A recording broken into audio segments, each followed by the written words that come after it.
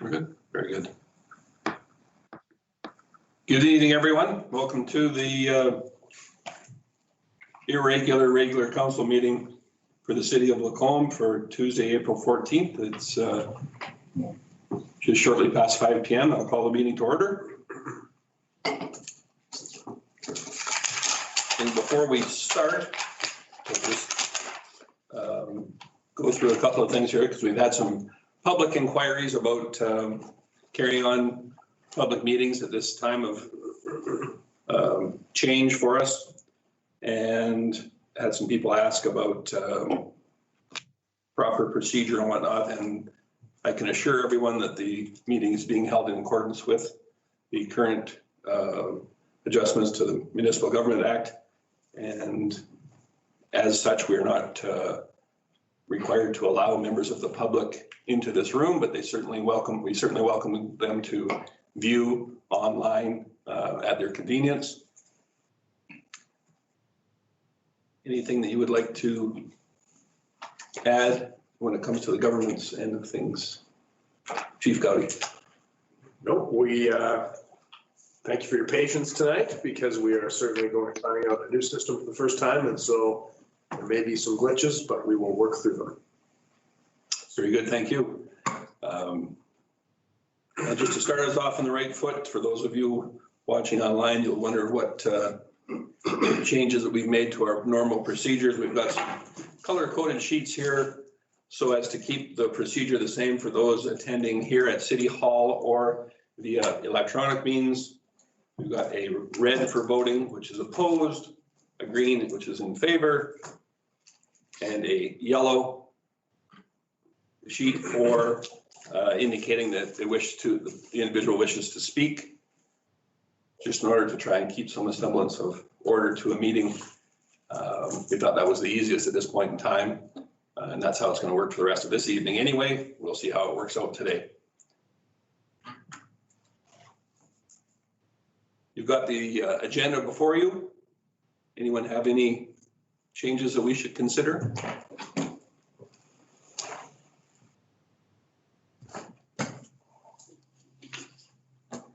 Councillor Connick? Very good. So will we adopt the agenda as presented?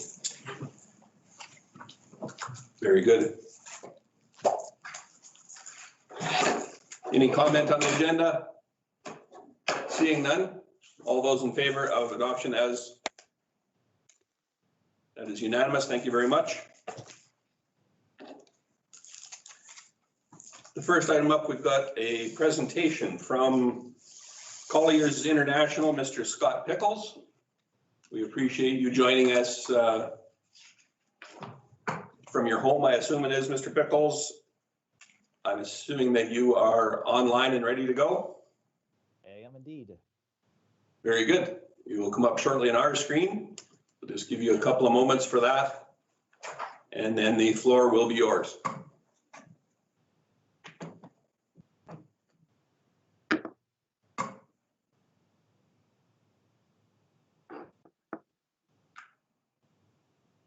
One more to the left there, SP.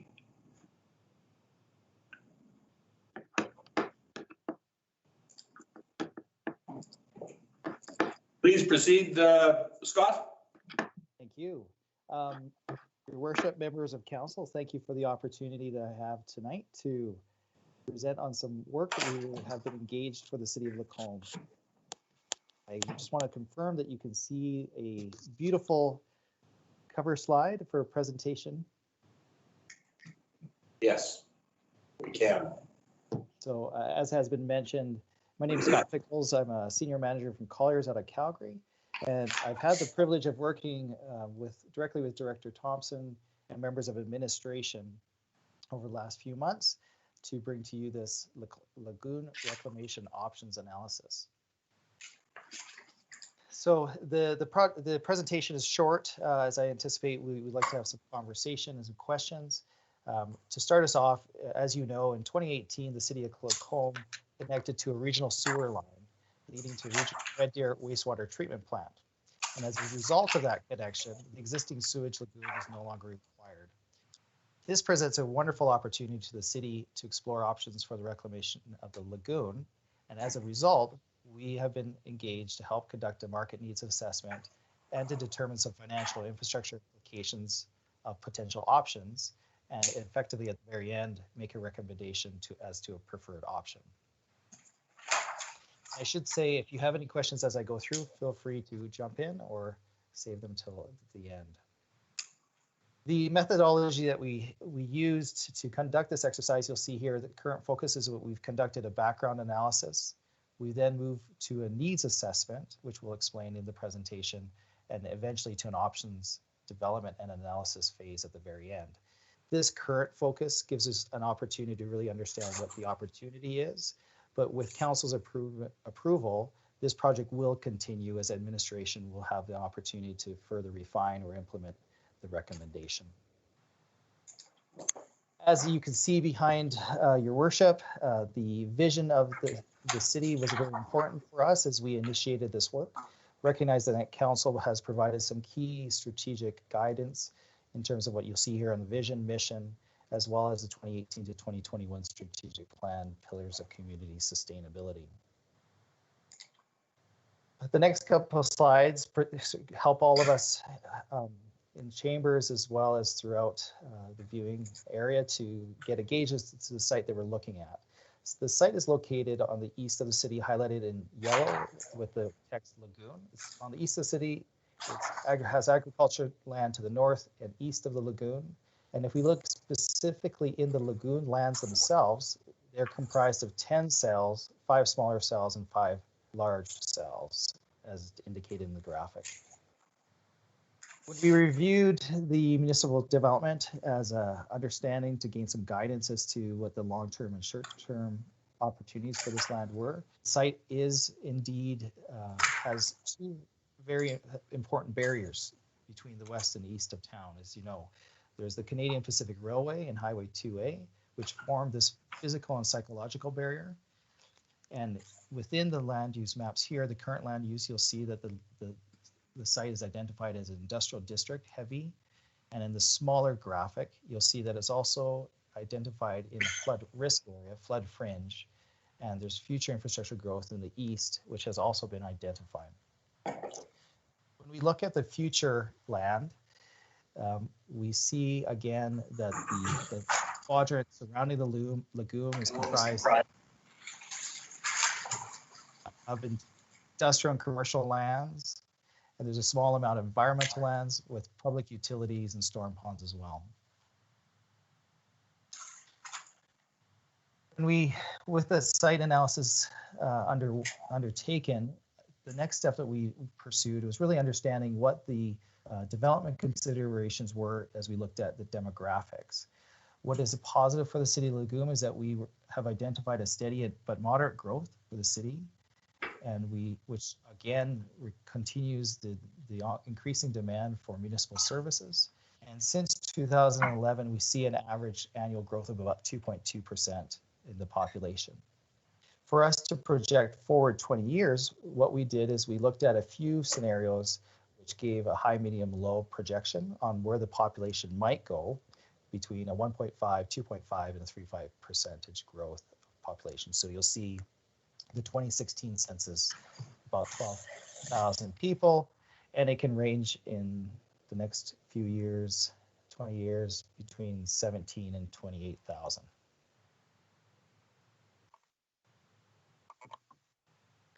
With the understanding of the growth of population, we started investigating what you'll see is the commercial, and eventually, next slide, we'll talk about the industrial demand. Those were our first assessments in terms of understanding what the city currently has and what the potential need was for those lands in time. So when we looked at the commercial, in 2015, the city had approximately 75 hectares of commercial land. And in 2036, the projections there will be between 20 and 52 hectares, depending on the actual growth rate of the community and the adjacent trade area. As a result of this amount, future development areas exceed the projected demand. And as a result, we're suggesting that there's no need for additional commercial land at this site. The two tables here, which are also complemented in the report, show those lands which have adopted outline plans but have not yet been developed, as well as those commercial lands which are not yet adopted in outline plans. So sufficient commercial.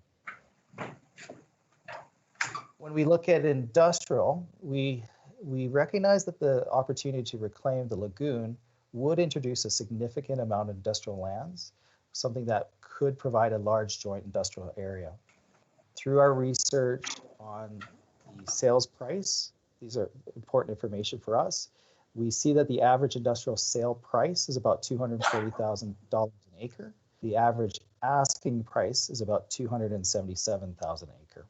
When we look at the industrial lands that are included in the outline plans, we have identified there's about 106 hectares of industrial land, and the municipal development plan does not outline a need for industrial lands in excess of this amount.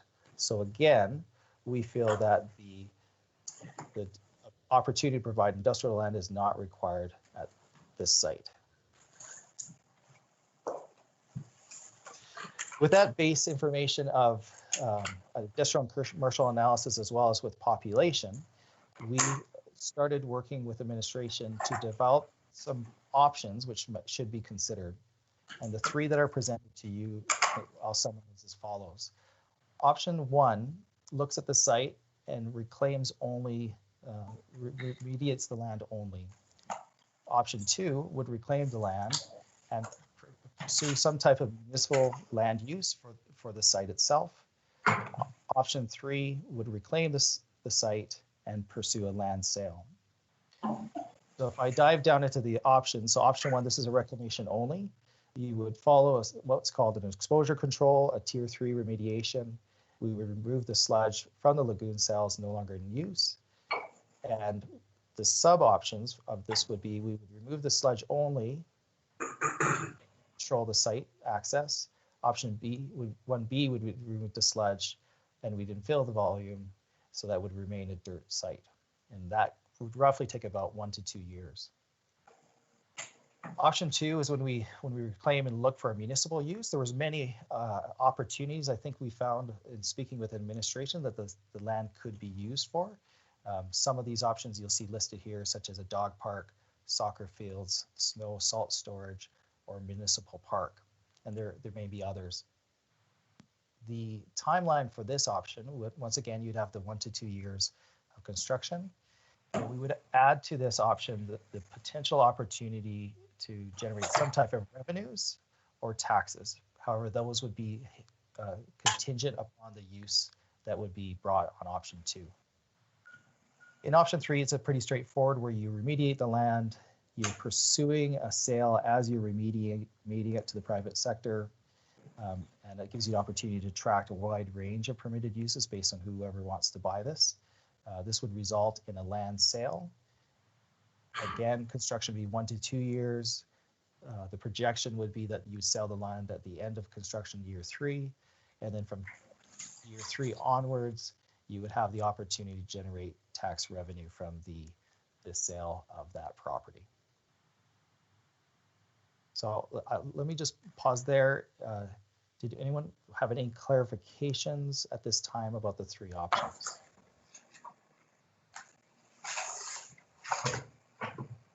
I don't believe there are any. Scott, you can continue. Thank you. Thank you very much. Okay, so with the identification of those three various options that the city of Lacombe could pursue, we started identifying the costs that would be required to get those to market or get those to development potential. What's shown here are costs for investigative studies as well as the construction costs. Now, the assumption here is that these costs apply to the full site itself, which may differ depending if the eventual option uses less than the full site. So key components, these are order of costs, provides environmental phase 1 and 2, a condition assessment, topography survey, geotechnical investigation, environmental consultant fee. That's about $195,000 for this investigative studies. When we look at the estimating the construction cost of sludge removal, We have chosen a $75 per cubic meter cost based on a volume.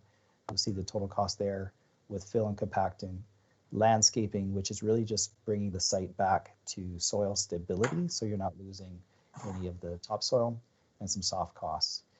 That adds up, you'll see, to about $11.25 million, $11,250,000 for the total construction cost.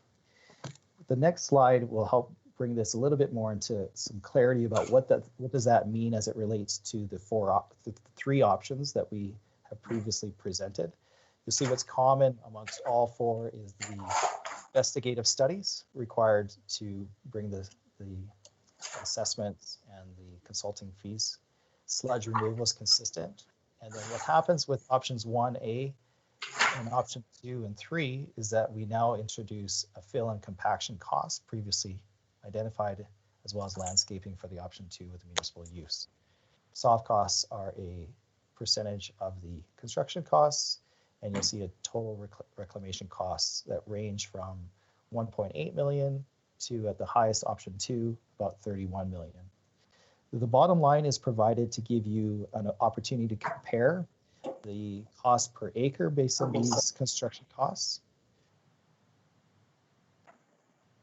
which range from 16,000 an acre to about 280,000 an acre. So they do vary significantly based on the level of construction and finish that you're looking at. The other side of the assessment is looking at long-term financial implications. Two factors that we tend to use is something called net present value and net cash flow. So net present value is a financial analysis, and what it does is it's trying to compare the different options and the time value of money in order to compare the different lengths of investment into one common comparable number. The net cash flow is the present value, net cash flow and the net present value are two measures that would allow the city to determine whether one opportunity is more favorable financial decision than another. When we look at the four options presented, you'll see option 3 shows a favorable positive financial benefit. Now, the reason why that is, if you can recall from the previous slide, most of the other options, if not all the options, had very similar investigative studies, as well as different levels of construction cost.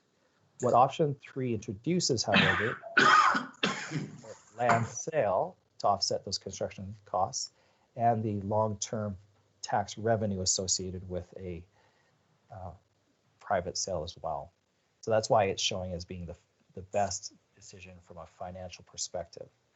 Option 1B and 2 are municipal use tends to, and they have not incorporated any financial revenue at this time based on the lack of clarity on the exact municipal use provided. One of with the financial, we recognize at the end of the day, municipal governments are, financials are very important, but at the same time, an understanding of risk and strategy are also very important considerations as well. In order to make sure that we were assessing all the options, we conducted a risk analysis. And what a risk analysis is that we looked at the probability and the impact of various risks occurring for whatever option they have. You'll see on the second bullet here that some of the risk categories that we talked about was the approvals, budgets and costs, resources, the current climate, the site itself, stakeholders, schedules, and procurement. As we conducted these risk analysis, really it's quite simple. We define the risk, and then we choose 1, 2, or 3 as the measure of how risky it is or how high impact it will have, and we score accordingly. You'll see as a result, option 3 had the highest risk score to it, followed by option 2 and then option 1. That was likely a result of the significant finances you have recently been presented, as well as the current market conditions, which show that this is a high financial opportunity, but of course with it brings a risk to it. All that completed, we're coming to you today at this time saying that we're actually recommending that the city of Lacombe pursue a modified option 1A. If you recall, option 1A was a remediation only and site control. Now, the reason why we feel that option 1A is it's the best recommendation at this time is that, first of all, it's relatively low cost at this time to remediate. It also, at the same time, maintains a flexibility for the future when the market conditions improve. It also complies with regulatory requirements in the short and immediate term, and it decreases the liability for the city. It also allows the ability to focus on the marketability of other properties, as you've seen in that commercial industrial slides, to focus on marketing those. And at the last 0.5, it also provided an opportunity to accommodate a current municipal need, which is the snow and salt storage, which will be important to consider in the next year or two. At this time, I am finished the presentation and would certainly welcome any questions from administration or council. Thank you, Mr. Nichols. We appreciate it. The one thing I was curious was with the scenario one, you've got the cost per acre. Obviously, this for the total cost was indicated here. That assumes that level of remediation to the entire site. It does. At one yeah. point. And now is this something that needs, what's the time frame according to Alberta Environment? Do we have an option of only doing a portion thereof, i.e. the one cell that we could potentially use for snow storage, or is there a time frame whereby the entire site must be done regardless of what our intentions are with the property? Yeah, our understanding is what you would pursue under option one is what's called exposure control, and the key there is just making sure that you limit exposure and human access. So you can certainly choose to remediate the portion of the site that you're looking to use. In this case, it'd be the snow salt storage cell, and then provide a exposure control, which was some form of potential fencing, for example, would be one option to limit access to the site. Okay, and that goes hand in hand, the fencing? That would be one example of an exposure control method. It's really what the tier 3 remediation is really concerned about people having access to the site and accessing the contamination on the site. And so the exposure control is what says we're going to not let that movement happen, not that access happen, and as a result, it controls the risk to human health and the environment. Okay, and you may not be able to answer this. I'm just curious the reasoning behind the limiting the site access. So, I mean, for the past 50 years, this has been used for sewage. And now that it's no longer used for sewage, somehow it has become more dangerous than what it was when it's in use. It just seems odd. Yeah, I think it's more of a question that as you start to remediate or not remediate the land, it becomes less obvious that it's a sewage lagoon. With a sewage lagoon, I would say that the risk of wading into the area would be low, whereas it starts to look like it's dried up, empty. There might be more exploration into the site. Okay, thank you. Anyone else have any questions or concerns? Councillor Gullickson, go ahead. Thank you, Mayor Creasy. I just have a question, Scott, regarding the additional cost to put in for the snow storage is on item 1, because I'm assuming that it would cost more than what you're showing here right now. Yeah, so correct. So what this is it's taking the site to, maybe this is a better stick here. So what this is here is talking about you're getting the environmental remediation ready and sludge removal. It does not include the costs associated with getting the salt snow storage up to stuff for that site. So those would be additional costs for this to support that use.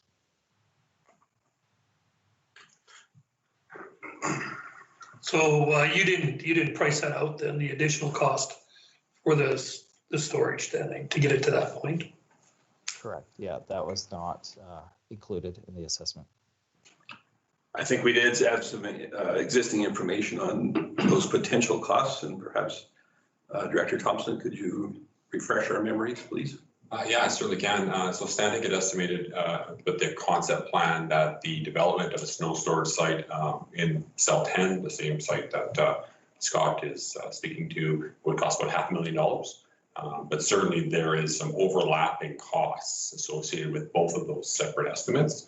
The removal of the sludge for within cell 10 may be required for the snow storage site as well. And so it wouldn't necessarily be this Scott's cost plus $500,000. It would be Scott's cost plus the development of a road and a turnaround and things like that. So it would be maybe closer to $2 million. Thank you. I was going to say, surely the largest costs are the sludge removal. The largest costs of this estimate are sludge removal. Okay. This assumes the sludge removal of the entire site. Yes. Yeah. Did we have any questions from anyone joining us electronically? I see no indication that we do. Anyone else here? Mr. Pickles, thank you very much for your presentation. We appreciate it. Thank you very much.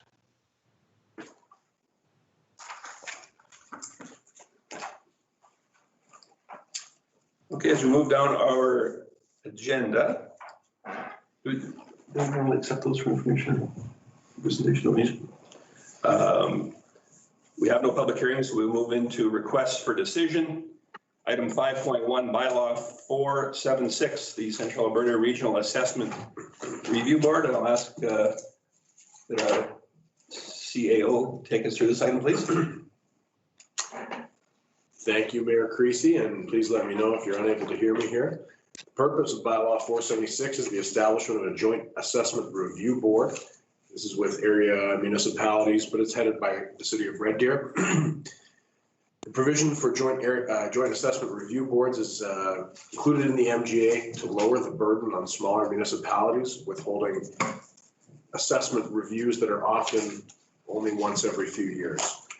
Having it consolidated into a regional board ensures consistency across the region and lowers the burden on any one individual member. The management, the manager of this Central Alberta Regional Assessment Review Board, the city of Red Deer, has requested that bylaw 456, the existing bylaw that creates the Central Alberta Regional Assessment Review Board, be supplanted with bylaw 476, which will ensure adherence with the latest regulations. Now, I asked Mauricio Reyes, our senior manager of finance, for some information about the actual substance of the changes, and they're pretty housekeeping related. They're pretty light. So I'll go through just a couple here. There were sections in the prior bylaw that have been intentionally removed after discussion with the board's legal counsel. These were recommended not to be included, including quorum and voting, conflict of interest, and pecuniary interest, as they were covered by several other board policies, procedures, codes of conduct, or the MGA already. There's an update to assessment fees. There was an update to the effective date, and there was a duplicate section that referenced the jurisdiction of the board. Beyond that is a matter of updating it to reflect things like the city of Lacombe rather than the town of Lacombe. And we recommend first reading this evening with second and third reading proposed for a future meeting. This was most recently updated in 2018. Thank you, Chief Gowdy. Perhaps for those watching at home that are not familiar with the assessment process, just give them a brief synopsis of why, in fact, we have this mechanism in place. So we have this mechanism, excuse me, we have this mechanism in place for those instances where a landowner may feel that their assessment requires an additional review beyond what is provided by the municipal assessor. They are then able to access the services of a composite assessment review board. Particularly, this disperses the burden on any one municipality to have a number of trained individuals, because the burden of serving on one of these boards can be fairly high. You have to have specialized knowledge of the assessment process. And so for the city of Lacombe, for example, to maintain an entire assessment review board,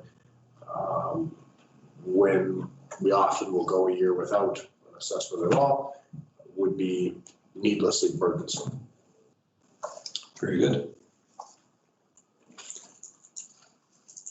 Any questions or concerns on this item? Councillor Connick.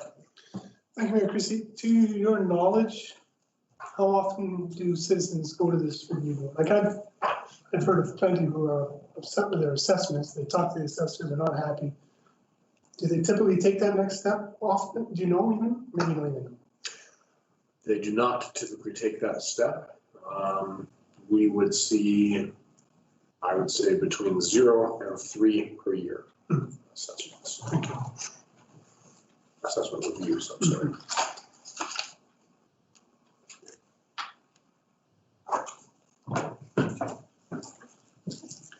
Councillor Jacobson.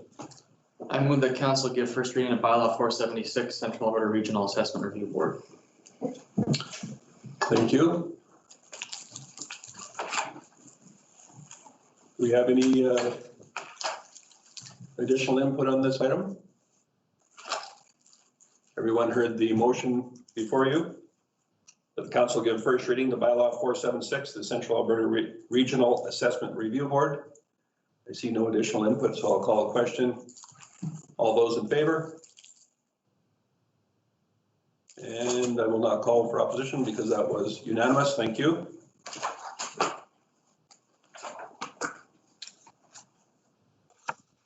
And item 5.2, the Lagoon Reclamation Plan Options. Director Thompson, the floor is yours. Thank you, Mayor Creasy. As council heard tonight, Collier's project leaders was engaged by administration to help the administration in understanding the feasibility of several reclamation options for the former lagoon site. The development of a reclamation plan was one of council's strategic goals for this term, and so we are pleased to be able to present this report to council. We consider options, 3 options, as Scott highlighted, that broadly fall into 3 different categories: a reclamation only category, reclaim for municipal use, and reclaim for industrial land sale. As Scott highlighted, there is a by the book result that the sale of this land for industrial land sale would produce a financially positive result. However, given the abundance of industrial land in the community and our own personal experience professional experience of selling service industrial land in the community, we would caution council in engaging in that option just because it won't happen nearly as quickly as Colliers is suggesting within 3 years per se. So at least not at the price, the same price that we're paying today. And so given that, we think that that is not a viable option. It has a significant upfront cost to reclaim the property, about $21 million. And that would be infilling it and then servicing the land. And that kind of upfront capital would be tied up for quite some time before we see a full land sale of the property. So for that reason, industrial land sales is not recommended, one of administration's recommended options. The development of the land as a municipal park has very similar reclamation costs, In fact, it has those costs plus whatever you develop the land into, depending on the type of park or type of facility. And so Colliers is very high level estimates, but they're looking at something in the neighborhood of $20 to $30 million to reclaim that site and do a full development into some sort of municipal park space type use. So again, those costs are extremely high, and it would be difficult for the city to participate in that kind of development at this time. However, the site could be used for smaller developments whereby a site of similar size as the Black Balls Off-Leash Dog Park could be done at approximately $1.5 to $3 million. That is still high for a park that size, but certainly within a reasonable capital outlay for the city of Lacombe. The use of the site as a municipal snow or salt storage facility is something that is, in fact, it does make good use of the topography. It's designed to capture and hold liquids and retain material, and it makes good use of the topography. And so that is a use that both Colliers recognized and administration recognized, as identified in the report earlier to council, which said the lagoon site was a potential option for that use. Two other uses that are interesting but are much more difficult to quantify the benefits and the regulatory requirements to achieve them. They are the development of the site as a stormwater management facility, and that conceptually would require or would allow the diversion of Wolf Creek into the lagoon cells to attenuate stormwater surges or rainwater surges, as well as spring melt. Developers throughout the community are required to build stormwater management facilities and to provide stormwater treatment, as well as stormwater attenuation within their developments. And these stormwater management facilities can take up a significant amount of land, which could otherwise be developable and ultimately taxable by the city. And so if there was if we could convert the lagoon cells into something else that would require less land by developers for those stormwater management facilities, there could be a development benefit to the city of Lacombe, perhaps make it more competitive in the region for the development of various land uses. The other use, which again would require more work to determine the benefits for the city of Lacombe, is the conversion of the lagoon site into a solar farm. Administration has received an unsolicited proposal in the past that would convert the full site, to a 12 megawatt per year solar farm. One of the challenges with solar power is the costs to sell the power back to the grid makes the economics of that not as favorable as it first may seem. However, there is a significant power draw on the site, that being the Regional Wastewater Commission lagoon, which consumes 600 megawatts of power per year. And there may be an opportunity to sell power to the commission at ideally a cheaper rate that generates revenue for the city of Lacombe and saves the commission money, which in turn saves the city money as well as a member of the commission.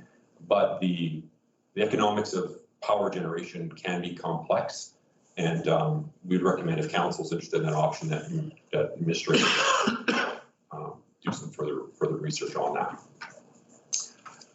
So in terms of next steps, as Scott said, the administration's recommendation is to essentially take as little action as possible in terms of costs in order to allow the city to respond to future opportunities with that site. Administration is working with one industry partner in considering a revenue generating use for that site. And it's things like that we are recommending council position themselves to be able to respond to. In the report, we have outlined 7 steps, which we are recommending council consider moving forward. And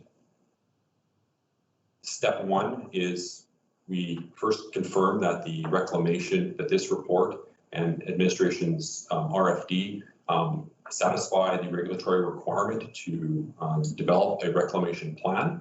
And I should highlight at this point that that is the requirement, is to develop a reclamation plan. It does not require, the regulation does not require council to take action to implement the plan at this time. They just need to know that we have a reclamation plan for the lagoon site. Second step would be administration continues to pursue its long-term revenue generating use for the lagoon site. Step 3, council consider the redevelopment of cell 6 into a snow dump facility during the 2021 budget deliberations. Step 4, council consider fencing the site and if required, remove the remaining sludge in the cells during the 2021 budget deliberations. This is something we are in the process of confirming with Alberta Environment. As we can imagine, they're a little bit tied up right now and getting back to us. So we are confident we will have an answer by this fall when council is reviewing their budget for 2021. And doing so would mean less money could be spent. If the opportunity referred to in number 2, so if the revenue generating opportunity does not pan out, we are recommending council list the site as is, and just to signal that we're open to offers. And then further evaluate both the stormwater management facility and solar farm options in the future, and then include the lagoon site in future requests for expression of interest opportunities from the city. So that is administration's report. Thank you very much, Director Thompson. So in order to try and focus our attention on this item, is there anybody that wishes to pursue industrial land sale on the site?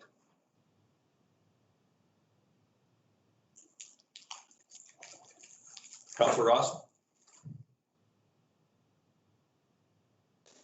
Thank you, Mayor Creasy. So is for the $50,800, is that a commitment of a process that has to be followed through Alberta Environment before you can pursue selling this property?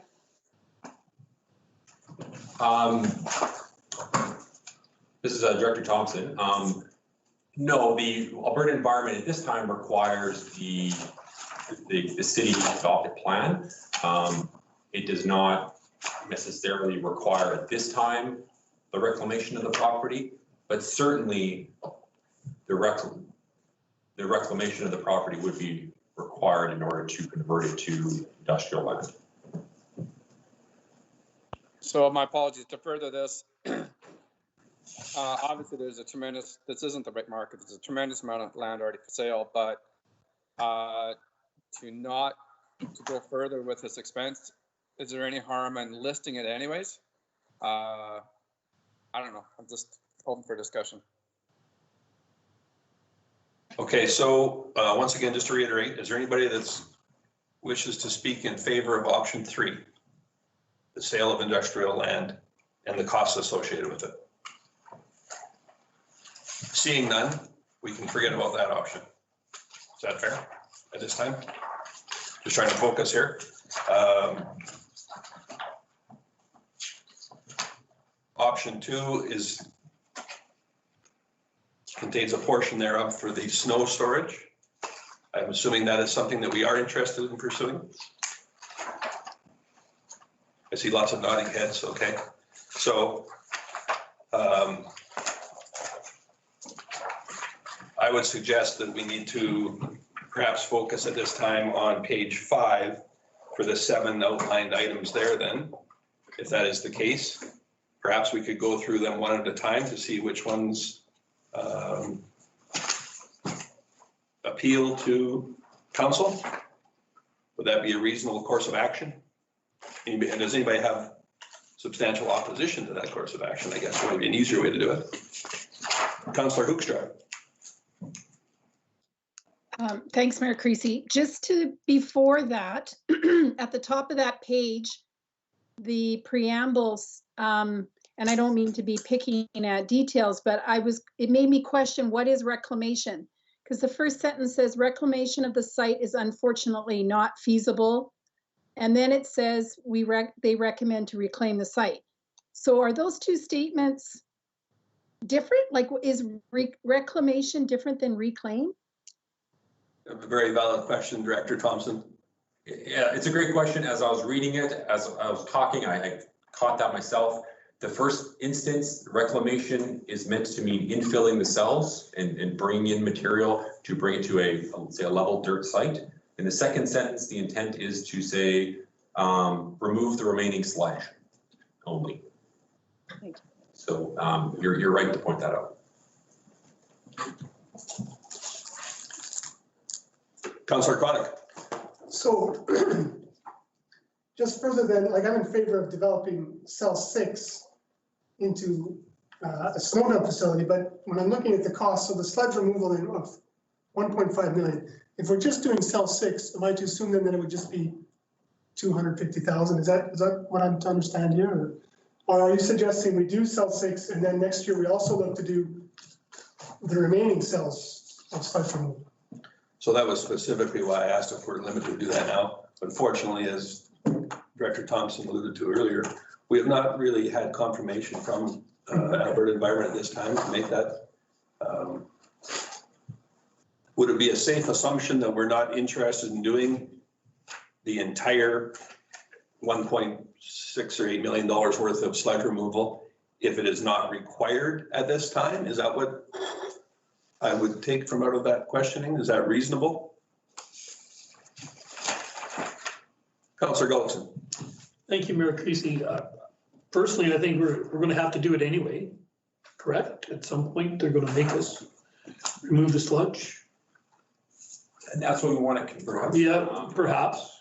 And certainly if we had to do it, we probably would want to do it all at once. I would think economically that would be the best way to do it. But it certainly is a big hit. So I agree with the mayor that if we can just do one cell, it would be much better for us. This, it might be to put it all into one package might be a better way financially, and to try and piecemeal it over a number of years. We'll have more clarity on that at budget time. Once we have an answer from Alberta Environment, we'll be able to present council with a budget option for their consideration, which will preferably include no sludge removal, except that is what is required for the snow dump. But if they do require sludge removal or do indicate that's what's needed, then we'll present that option to council as well. Thank you, Director Thompson. Just one other item of clarity. Quite often that report, it talked about snow storage and salt storage. Am I safe in assuming that that was a misprint? We're not interested in salt storage at this site, are we? I mean, it's something we want to look at, but in terms of the discussion with Colliers, it was not, we didn't get into too much depth in terms of the regulatory requirements between each of the types of uses, like snow storage only or salt and snow storage. Certainly salt storage, like salt sands and those types of things. We don't anticipate needing that in the new public works site, but if it's makes sense to have that at the lagoon site for a number of reasons, then we will consider that there too, or we want to consider it at that site as well. In terms of Can you imagine the scenario where that would make sense to have it on anywhere other than on the public works site? I can't, but I'm no expert either. That just seems like a very bizarre thing to me. Well, I mean, there's a lot of the use of that site for snow storage would mean the trucks that are dumping snow would be there quite regularly. And so it's going to be, it would be less convenient than where it is now, right beside public works. But certainly if the requirements now to develop a salt storage site are cost prohibitive, or say cost $2 million to input the infrastructure and the the abatement requirements that they proposed public works site in place, then perhaps it makes more sense to have it at the lagoon site then. So in other words, if we had to create a cell, a clay liner at the current public works site in order to store salt there, this might be a better setup for that. Under no scenario are we going to be storing salt in the open atmosphere.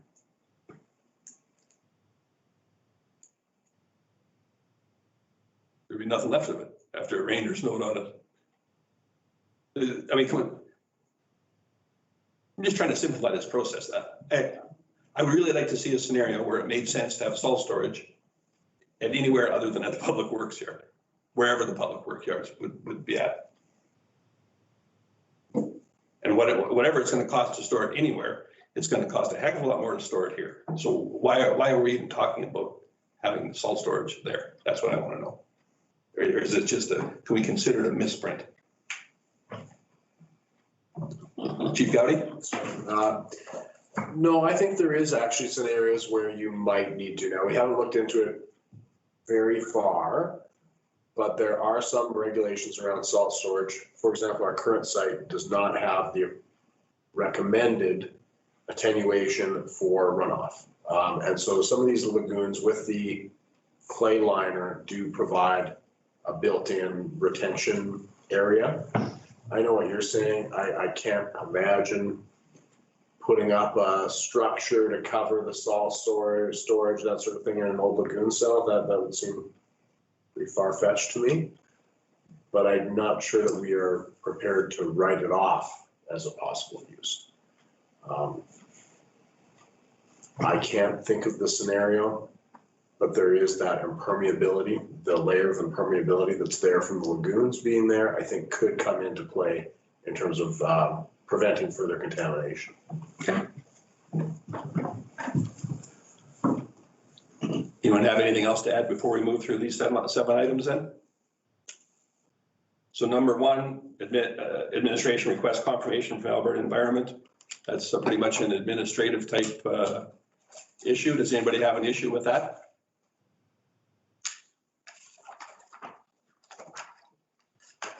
Seeing none. Number two, administration continues pursuing long-term revenue generating use for the lagoon site with an interested industry party. Does anyone have issues with that point? Seeing none, we'll move into number three. Council consider the redevelopment of Cell 6 into a snow dump facility during their 2021 budget deliberations. So that doesn't mean we necessarily approve doing so. We just consider it for our 21 deliberations. Does anybody have a issue with that? Very good. Number four, council consider fencing the site and if required, remove the remaining sludge in the cells during their 21 budget deliberations. I think we've answered the second half of that. Once we get some more information from Alberta Environment, we'll be able to make a properly informed decision. I guess the question that I had for the fencing, I don't necessarily follow the logic of it, but I just find it extremely odd to think that we would be encouraged to fence this site when it is far less dangerous and far less hazardous now than it has been for the previous over 5 decades as used as the sewage lagoon. And now somehow there's a need to fence it for safety reasons. That is just bizarre.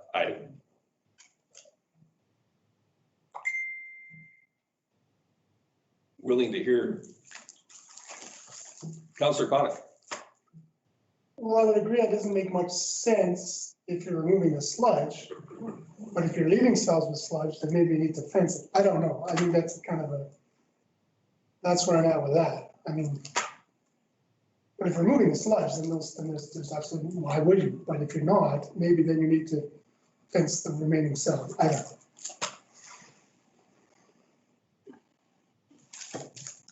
Councillor Jacobson.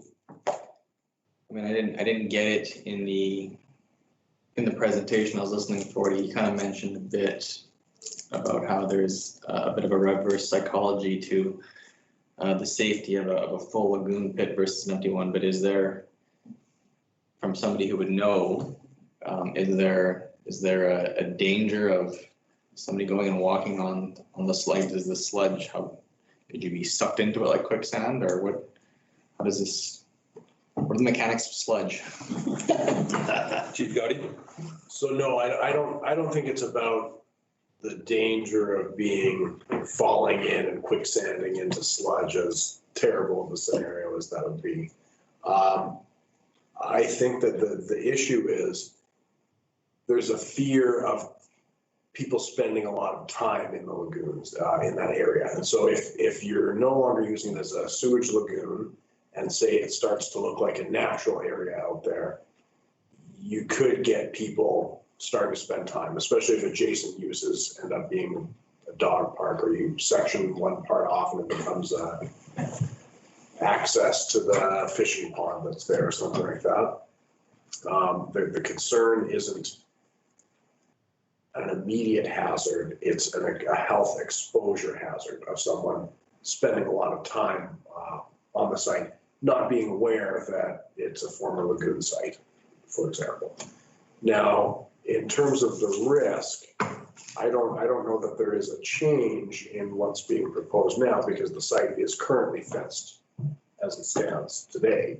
It would be that if a portion of it becomes a different use, let's say as public access, that portion would have to, the fence would have to be moved to separate that use from the unclaimed or unreclaimed, potentially contaminated site.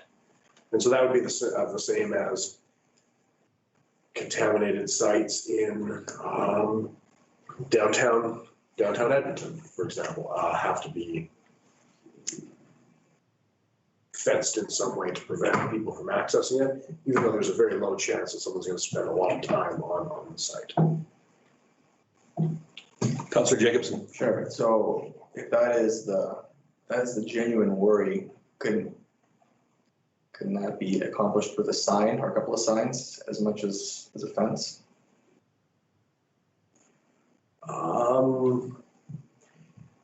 Possibly. I would say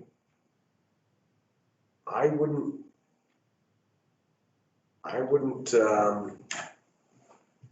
be able to say without talking to Alberta Environment.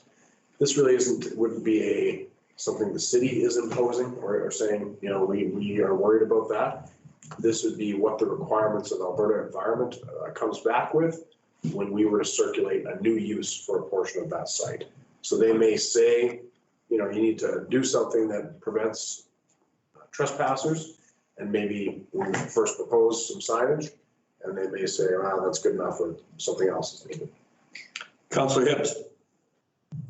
Thank you, Mayor Creasy. I just was noticing that the verb in here says consider fencing.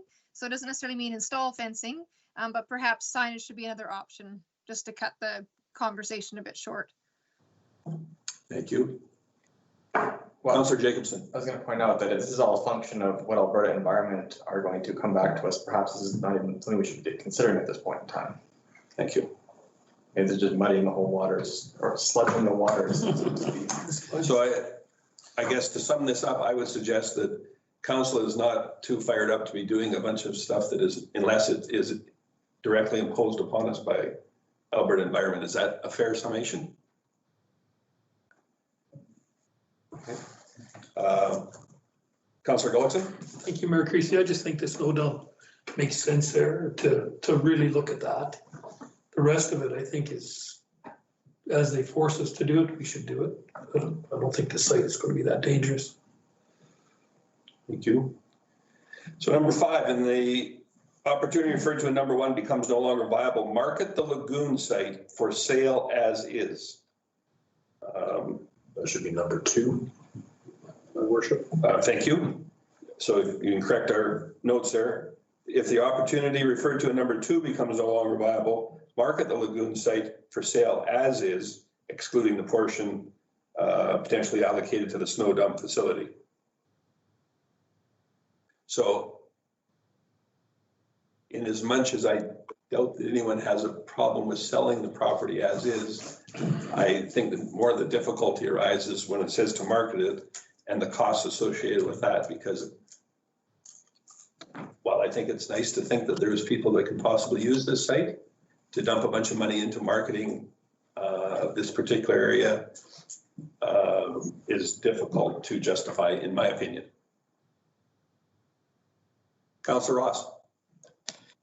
Thank you, Mayor Creasy. Like, obviously, there's a tremendous amount of land available in the economy. It doesn't really, but I mean, to list a property, if you want to retain 20 acres for snow site and so forth, what's like, you never know what opportunity might come across, because all due respect, to develop this property, it could be 20 years plus, obviously with other properties that the city still owns. Like, if you listed it at $20,000 or $30,000 an acre as is, the time frame for this to be completely developed, I think, is like beyond 20 years. That's just my gut. But anyways, what do you got to lose to list it? Chief Gotti. I just added to speak to your point. I think listing it is the intention there, not spending resources actively marketing the site, but rather listing it to let potentially interested parties know, oh, they're open to ideas, that land is not needed for the city. They're not earmarking it for something. Certainly marketing it with effort is not the intent. That is a far different implication, in my opinion. I have no problem with listing it. Does anyone have issues with listing in place of marketing? So, because there is substantially different costs involved with either of those scenarios, I would suggest. Councillor Connick? Thank you, Mayor Christie. We've always struggled as a community to have, or we never seem to have enough land. I mean, this land is not terrific land by any means, but I don't know. I don't see people breaking down our doors to buy it as is, but I'm not in a hurry to list it as is. I mean, we might need that land for something at some point, and yeah, it would require a lot of reclamation to get it to where we want it, but I don't know. I don't know if I'm too keen on listing it at all. I wonder if we just shouldn't hold on to it. Who knows? As Councillor Ross had said, it could be 20 years before we identify a need for it, and why would we be in a hurry to get rid of it now? Not costing us anything. I don't know. Fair comment, and I think that the selling price would have quite an impact on our decision as well.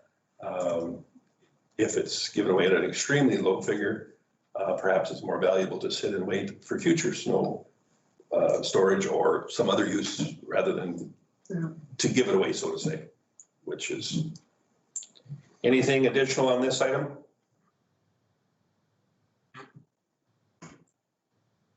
Number 6, further evaluate the community stormwater management facility and solar farm concepts and report findings back to council.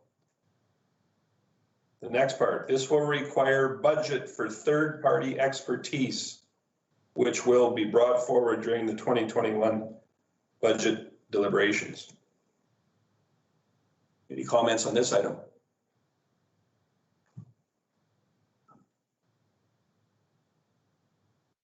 Seeing that, Councillor Ross. Thank you, Mayor Creasy. I thought previous studies pertaining to what was it? The solar power wasn't viable. So why is solar farm?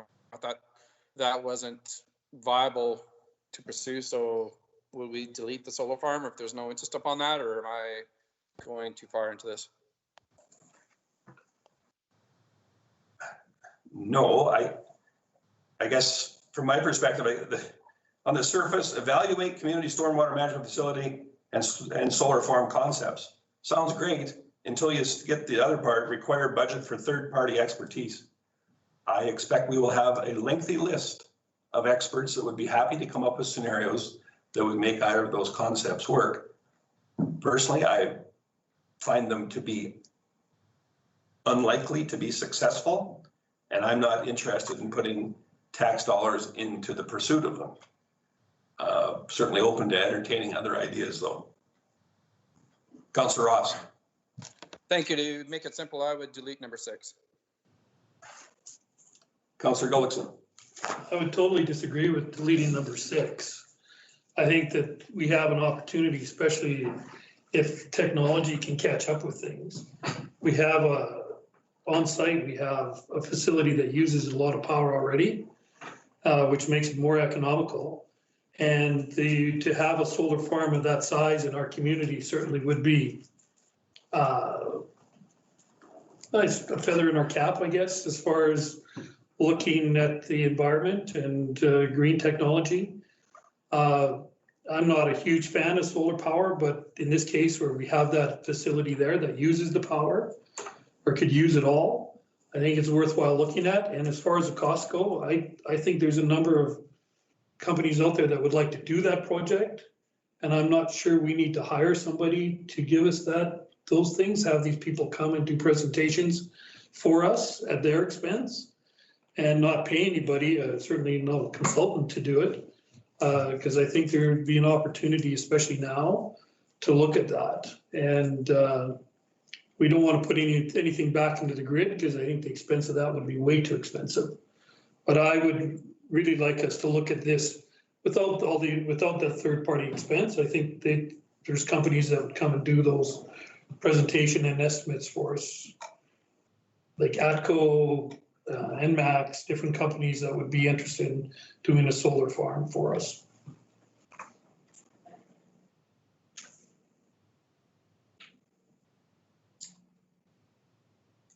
Anyone else? Councillor Connick. I would agree in part with your comments, Councillor Gullickson. I think there is potential there. But as you said, I think technology needs to improve significantly for a solar farm to be viable. But that goes back to my point number 5. I mean, I think why be in any hurry to sell the land? Let's just hold on to it. Like you said, in 10 years, I think solar technology will come leaps and bounds from where it is now, and then it might become viable. You know, I don't know if it's something we need to look at for 2021, but I think it's something we need to keep in our back of our minds as a possibility. But again, that I guess go back to my point number 5. Just hold on to the land. Let's see in 5-10 years where we're at, and then maybe make those decisions. But I don't think we need to necessarily do it now or 2021. And that's certainly a fair comment in that this is not a time-sensitive thing. Whatever we decide here this evening, that does not stop third parties from approaching us and making offer of doing any project. I guess my point being to hire this to be done on our behalf is not in our best interest, in my opinion. That was more, I never thought of a scenario where there was a company willing to do it on their behalf, given the past overwhelming successes of projects like this. I didn't find that to be a likely scenario. Perhaps it is, which would be great. I just think that given the size of the electrical requirements involved at that site, what are they, 600 horsepower engines? This isn't charging an RV battery. This is big power, and I look forward to seeing a scenario whereby a company will make this viable and wish to do this at their expense. I guess it's the only way I can put it. And I'm open to that. That'd be great, but the chances of it are making sense are slim. Chief Gotti? So I would say, actually, the discussion between your worship and Councillor Gullickson actually highlights kind of the issue that we've ran into quite well. There are actually a number of companies that will give these somewhat vague, very optimistic presentations about their ability to make this happen. And they will do so for free. And we have actually a number of those proposals. We have them in hand. But we look at them and say, well, I'm no expert. Director Tom's no expert in electricity generation, but there seems to be a lot of questions and really light on detail for what we would expect a facility that's going to run, as you say, critical infrastructure for the community that is very high power usage. And so that's where we start to say, wow, if we want to go any further with this, we're not comfortable relying on those unsolicited proposals that we're getting from a variety of spots without having someone that really does know what they're talking about come in and have a look at those. So this is sort of if you want us to continue looking at that, what we're saying is we don't really have the expertise to give you good advice there right now, despite some efforts to find out. The information we're getting back is not confidence inspiring. That's the issue we have. So I guess to take that one step further, have you been in contact with individuals who do possess the expertise whereby there is a scenario that makes that facility make sense, one that they would be willing to pay for, to invest in and make it happen? I have not. But they may be out there. That's possible, yes. I have not been in contact with anyone with that sort of agency though. Okay. Councillor Jacobson. Sure. So I don't think anybody disagrees with the aspiration of having solar or stormwater management at that site if it's economical. I don't think anybody would also disagree that to have it in our 2020 budget or 2021 budget deliberations would not be honest about what's going on right now. So I propose then that we simply, if we're trying to endorse a course of action for administration to take on this piece of land, why don't we simply delete the last sentence and amend the first one to simply state, further evaluate community stormwater management facility and solar farm concepts as they become viable, period. And then administration, however long we hold this piece of land, knows that as they become viable, report back to council. And that's that.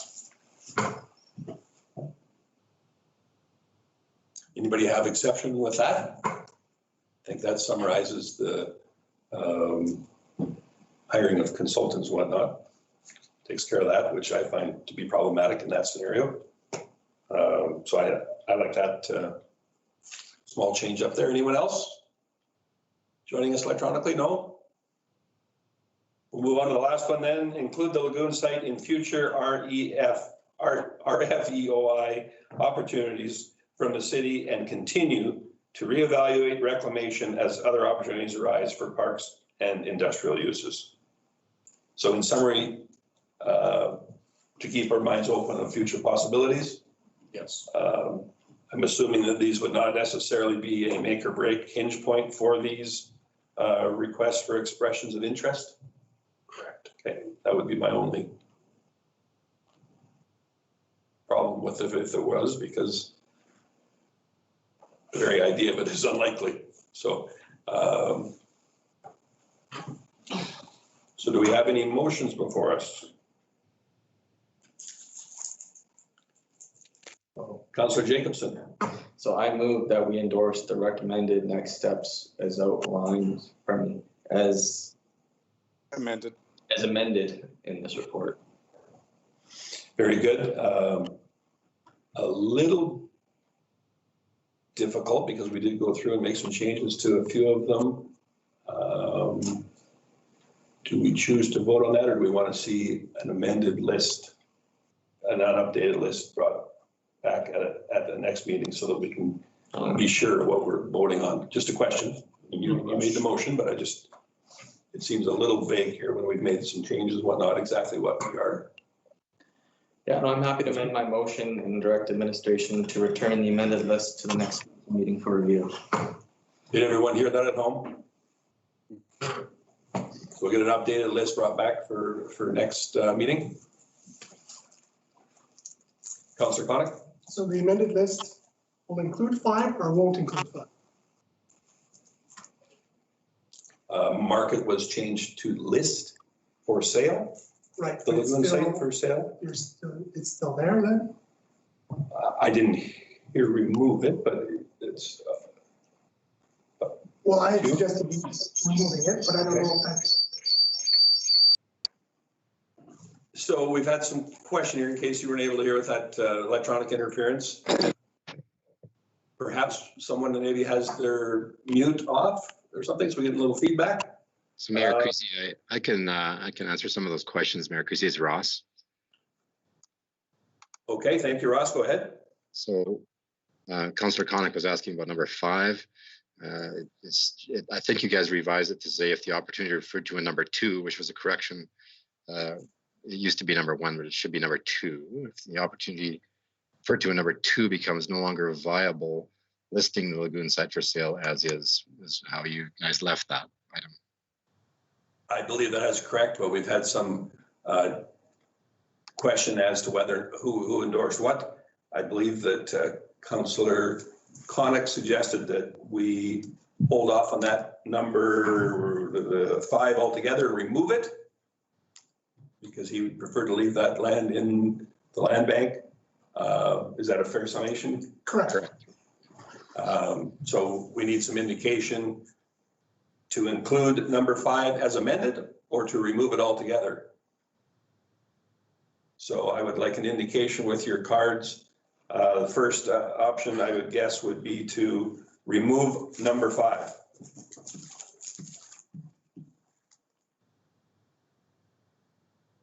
We've got a couple people that, I'm sorry, I asked the question a little oddly, so that's why we had some people that did not vote. So with respect to removing item number 5, please vote now.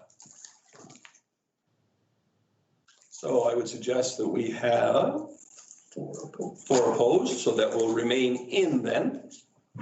And just to be sure, the amendment will read, if the opportunity referred to in number 2 becomes no longer viable, list for sale the lagoon site, excluding the portion allocated for the snow dump. We're okay with that wording? Very good. Was there any other items in there that we're curious about? If not, we've got a motion on the floor from Councillor Jacobson that suggests or asked for us to ask administration to bring back the fully amended list as to the course of action for the reclamation of the lagoon site. Is everybody clear on that motion? Okay. Please vote now. Very good. We'll look, that's unanimous, and we will look forward to that report. I'm assuming the next meeting, but okay, that's fair. Next meeting. Next up is item number 5.3 under request for decision, bylaw 405.1 and 400.30 rezone of former Chamber of Commerce lands. Director Thompson, would you care to take us through that? Absolutely. So before council are a number of amendments that are required in order to facilitate the ultimate subdivision and creation of commercial properties, with new commercial properties within the city of Lacombe, where the former Chamber of Commerce site is currently located. The mechanisms outlined in the council report are really in place because of a number of things. One, the site itself is not identified as a commercial site within the Lacombe Municipal Development Plan. And so an amendment is required to update the mapping to show that that site is considered as a commercial site. So that is bylaw 405.1. The other one is an amendment to rezone that land to commercial C4 highway front commercial district, which is required to create the commercial parcel. And then lastly, a portion of the proposed commercial parcel includes land that is currently designated as reserve. And so the MGA requires that a public hearing be hosted And council consider that public hearing in their decision to remove a reserve designation from a piece of land. And so the proposal in front of council is aimed at doing all of those things before. Now, the first two, 405.1 and 400.30, the public hearing is allowed to run concurrently. We can have the same public hearing that covers off both of those items. They're for the exact same intent. And so the MJ does allow for one public hearing to cover both of those items. And so that's what we've proposed. For item 4, the removal of the reserve designation, that is a separate public hearing for a separate item. So that's why administration is proposing it separately. So more specifically with what is entailed, on page 3 of the council report, you will note what's highlighted in yellow is what the current reserve land boundary is. And the area, I'd say the general area is highlighted in magenta or pink, however it shows up on your screen or your printout. That rectangle is not the actual boundary of the. Dr. Thompson, can I just interrupt there 1 second? Who is it that's running the on-screen display for at home?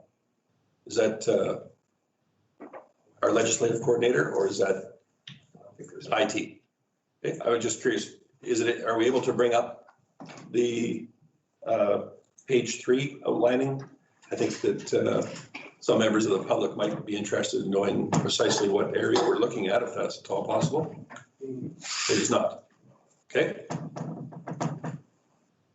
Is something we're looking into, but it is not possible at this time. So rather than referring to them as pink and yellow and rectangles, Okay. Just a brief description if it's immediately south of the highway, or the land's basically encompassing Kitchener Park, or however we go.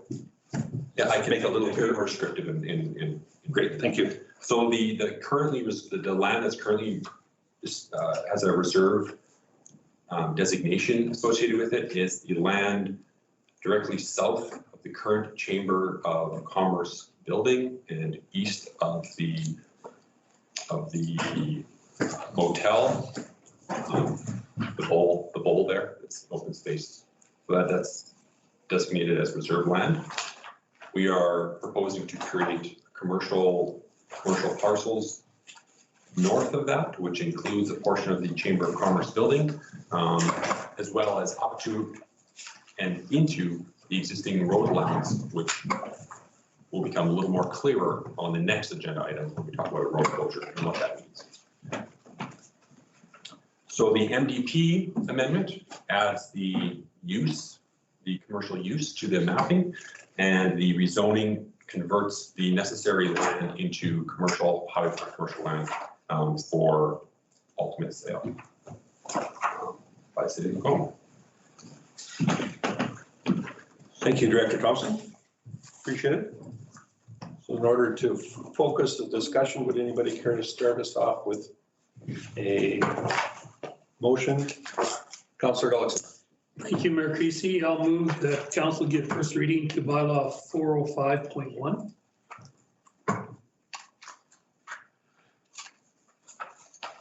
Very good. Does anybody have anything directed towards that particular bylaw at this time? Or any questions of clarity? We're not in discussion. This is just proposed for first reading. Everybody knows the motion then. I will call the question. Please vote now. That's unanimously in favor. The record will reflect that. Councillor Jacobson? I move council give first reading of bylaw 400.3. 400.30. 30, yeah. Any items of clarity required on that for first reading? I'll ask that we consider that then for vote, and please indicate your vote now. That is unanimously in favor as well. Thank you.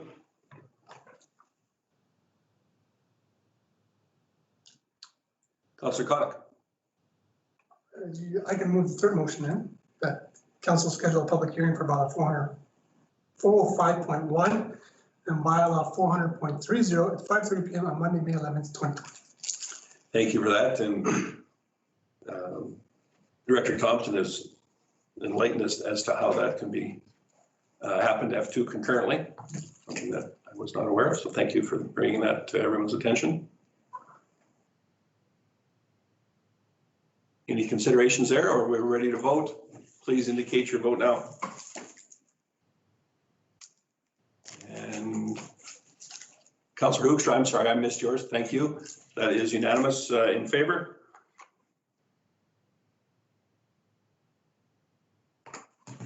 Councillor Jacobson?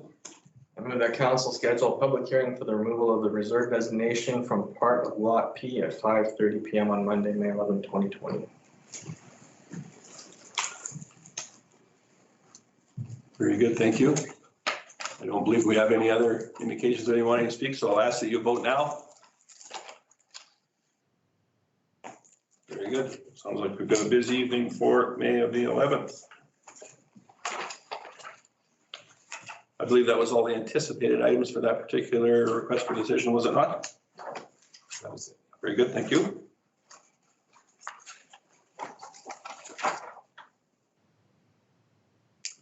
Just test it there, whether it was able to.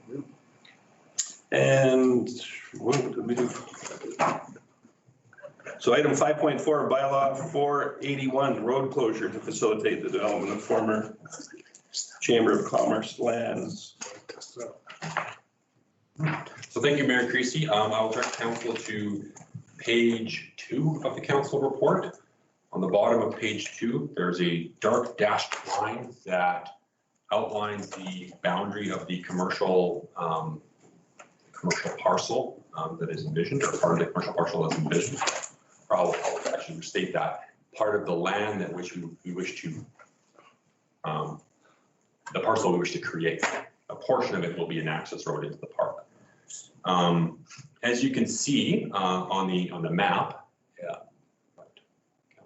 See, I've got to bring that up. This one? No. Yeah. That's it. That one right Yeah. there.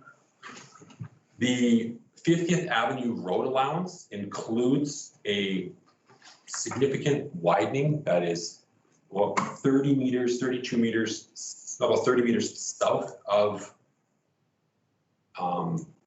where where you think it probably lands. It's much wider than it appears, and it includes the service road essentially in the 50th Avenue road allowance. And so we are proposing to create the commercial property up to include the service road, more or less the pink boundary shown on the screen now.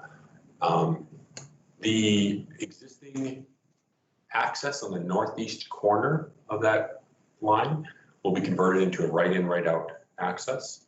The service road will be retained for access to the new commercial site from the west side, and that will allow all turns accessibility to that site via 63rd Street. And so this road closure kind of carves out a small piece of that service road allowance in order to convert it to a commercial parcel. And so we are recommending council approve that. Thank you, Director Thompson. So are we to assume that then there's no expectation that the westernmost parcel of that area will have the same right-in, right-out off of Highway 12 that the easterly one does? No, we would require that they enter into cross-access agreements so that motorists can use either to access either site, the west service road or the right-in, right-out to access both sites. It would be a shared parking lot. From 63rd and from directly off of 12. Yeah. That's what we envision. Certainly as the developer were to come up with a different proposal, we would consider that, but we want to allow for that.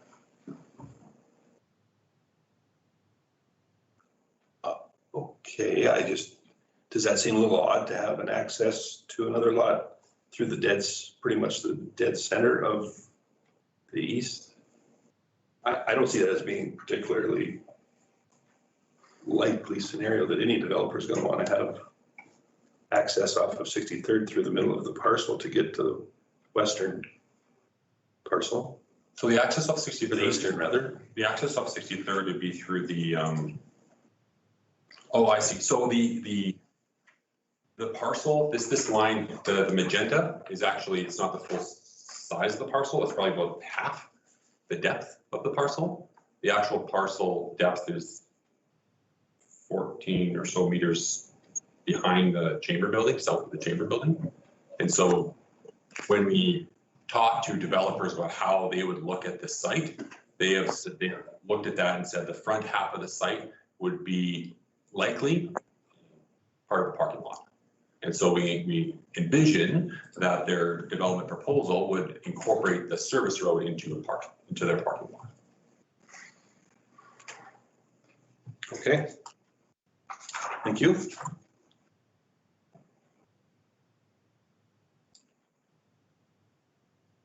Councillor Ross. Thank you, Mayor Creasy. Just for clarification, when this is completed, is this going to be one lot for sale or two? We would create 2 lots.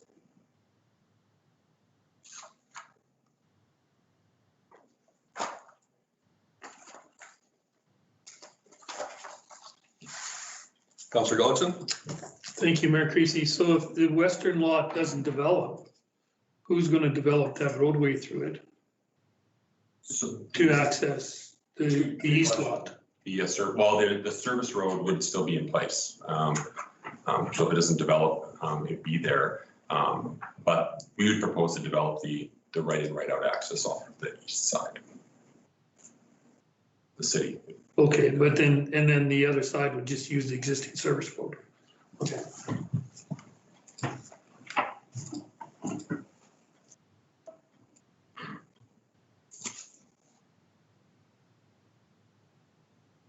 We have a motion for future. Councillor Ross, I saw Councillor Connick first. Sure, I was just, Whoever wants to go.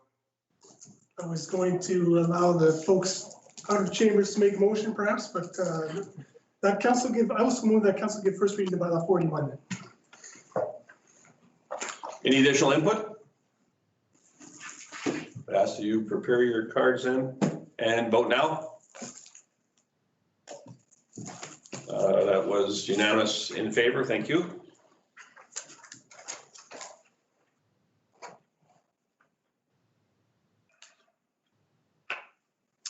And the next item up, 5.5 on request for decision, the Economic Recovery Task Team. I think we need a, I'm sorry, I may have missed a motion. What's that, Councillor Connick? Public hearing. again, I can make that motion again, or I don't know, Councillor Hibbs is waving the yellow card, maybe she wants to, I don't know. I'm sorry, I missed that. Councillor Hibbs, you go ahead. Thank you, Mayor Creasy. Yes, I would go ahead and move that council schedule a public hearing for bylaw 481 at 5:30 PM on Monday, May 11th, 2020. Thank you very much. Any discussion on that? I'm assuming there is not, but I'll ask.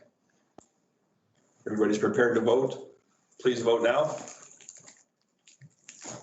That was unanimously in favor. Thank you for catching that before we went on. Appreciate it. Item 5.5, the Economic Recovery Task Team. And I believe that Director Juke is going to present that item. Actually, Community Economic Development Manager Guy Lapointe will be presenting that item. Okay. And he, I believe, is on the call, ready to do so. Mr. Lapointe, are you there? We'll just give him a moment here for some technical issues and see if we can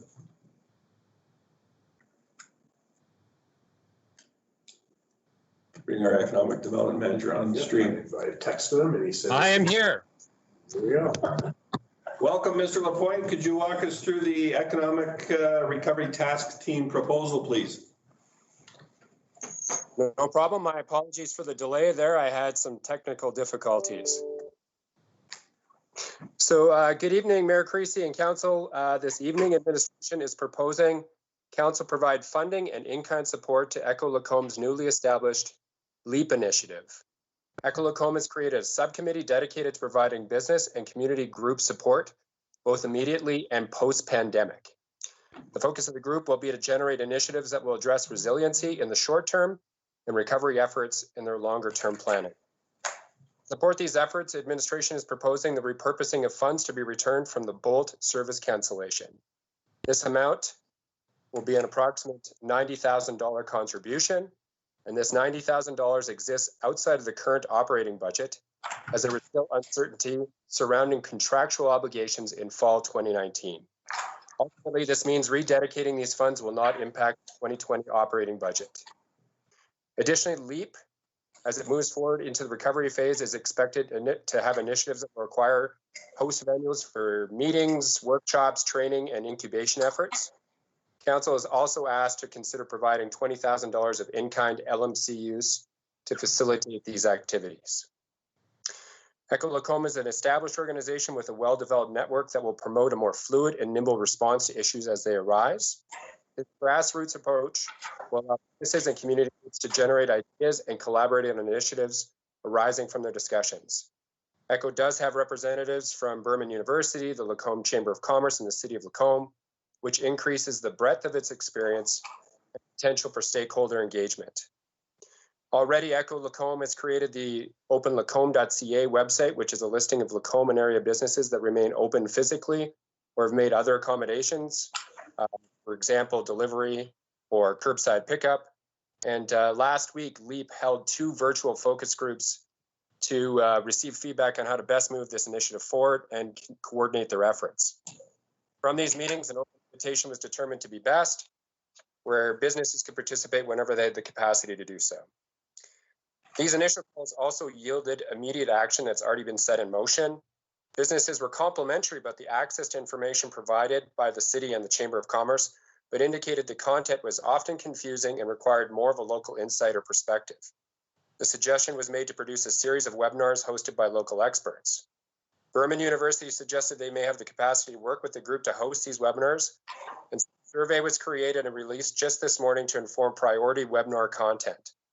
I can tell you right now that there's already been 30 responses to that survey since we released it at noon. These examples demonstrate the capacity and responsiveness of this community-based collaborative approach LEAP offers. Again, just to summarize, LEAP plans to focus on 3 areas of activity, including communications, more of the brainstorming, idea generation, sort of planning phase, and then networking amongst the business participants. Echo Lacombe will produce a report of initiatives undertaken, as well as the successes and challenges at a fall council committee of the whole meeting prior to the city's 2021 budget being finalized. LEAP activities will likely need to be extended into 2021, and Echo Lacombe will provide a request for further funding support should the success of the initiative dictate further action. Council may consider reallocating 2021 resident business license revenue for recovery program at that time. LEAP dovetails well into several council strategic objectives, including economic growth, and specifically how the city can assist with development for business attraction and retention, and then a host of initiatives under healthy retail, including public awareness of current retail operations, maintaining an active partnership with the Chamber of Commerce, working with the downtown sector to stimulate the development of the downtown area, and mandating a more formal partnership with the existing business community. Administration is recommending that council approves this $90,000 of funding support for Echo Lacombe's initiative as proposed, plus up to $20,000 of free rental space at the Lacombe Memorial Center in 2020. With that, I'm open to any questions you may have.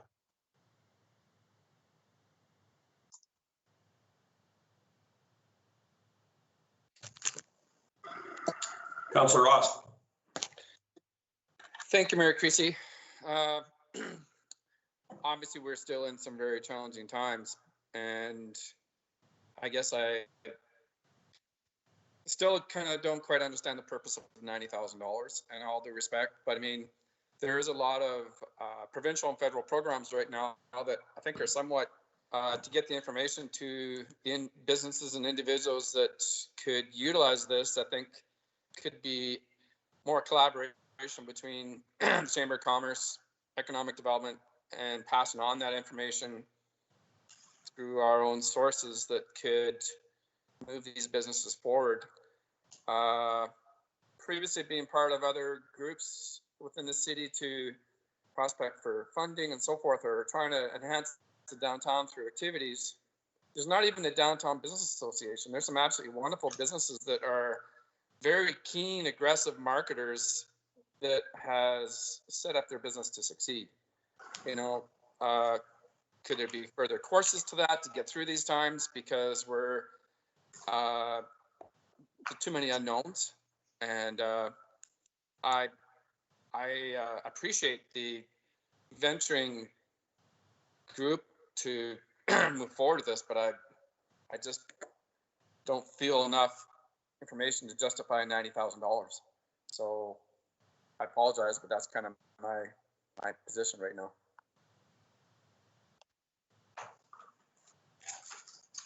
Councillor Connick? Thank you, Mayor Christie. So first off, I want to commend Echo Lacombe Association for some forward thinking and trying to come up with some solutions for our business community in light of this current circumstances. That being said, I too have some reservations with this, and my reservations are agree with a lot of things that Councillor Ross has said already, but they're twofold. One, if I did still have a small business downtown, I would in all likelihood be closed right now because I would be non-essential. And so my biggest concern would be, how am I going to pay the rent? How am I going to pay my utilities? If this funding would kind of help with that, okay, maybe that would be terrific, although 90,000 isn't going to go a long way if you're supporting a number of businesses with that, with those concerns. And so again, the mandate here is it says it will work to establish a network of sports programs, initiatives, and resources to promote the health, sustainability, and resiliency of Lacombe area businesses, community groups, and entrepreneurs. Terrific. It's a little vague. I guess if the goal is to create a marketing strategy or an advertising campaign, once we come out of this pandemic, to say, hey, come back and support our businesses, that's probably too little too late as far as my business would have been concerned. I mean, my concern right now is how am I going to pay the rent?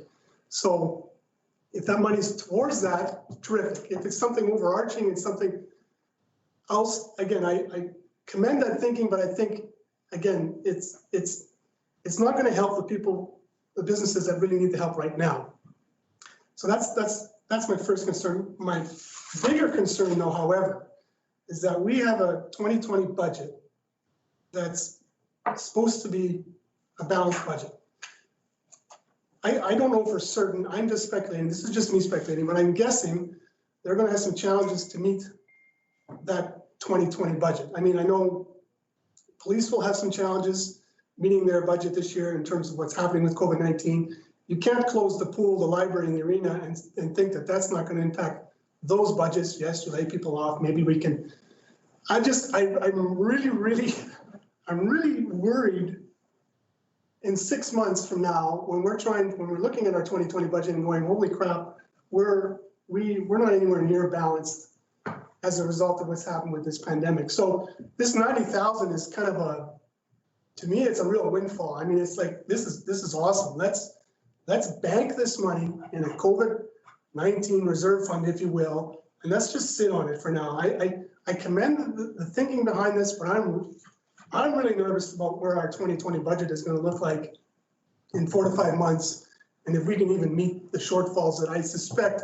Those are just the ones that I'm thinking of. I'm sure there's maybe ones that CEO Gowdy, maybe he's identified already some expenses or concerns with this year's budget as relates to COVID-19 that I don't even know yet.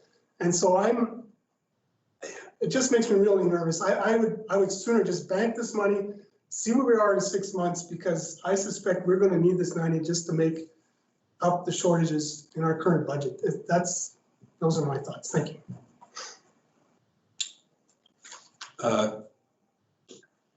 Councillor Hibbs, I think you had your sign up first. Thank you, Mayor Creasy. Yeah, I mean, I too have concerns about what the future holds for us. But I also recognize that the city of Lacombe does have some reserves that we can draw on. I'm just with discussions I'm having with, business owners, they are really worried that they're going to be around, and they, are looking for support from the city. And I guess, maybe I would invite, Guy to maybe expand a little bit about what he thinks that this program could deliver to, to those businesses, because if we don't have those businesses, if we can't help them stay, in place and pay their taxes and employ people, like that's going to have a significant impact on our community too. So it's almost like either way you're going to have an impact. Is this a viable and responsible investment? So I guess I'd give the opportunity to hear a little bit more about what this $90,000 would go, what kind of an impact that 90,000 would have potentially. Thank you, Councillor Hibbs. Guy, did you hear the question? Would you care to expand on that? Yeah, I'm sorry, I don't have one of those yellow cards to hold up so I can respond. So I was waiting for everybody to have an opportunity. I want to respond to Councillor Ross and Councillor Connick to begin with, and I think I'll actually be responding to Councillor Hibbs by doing that as well.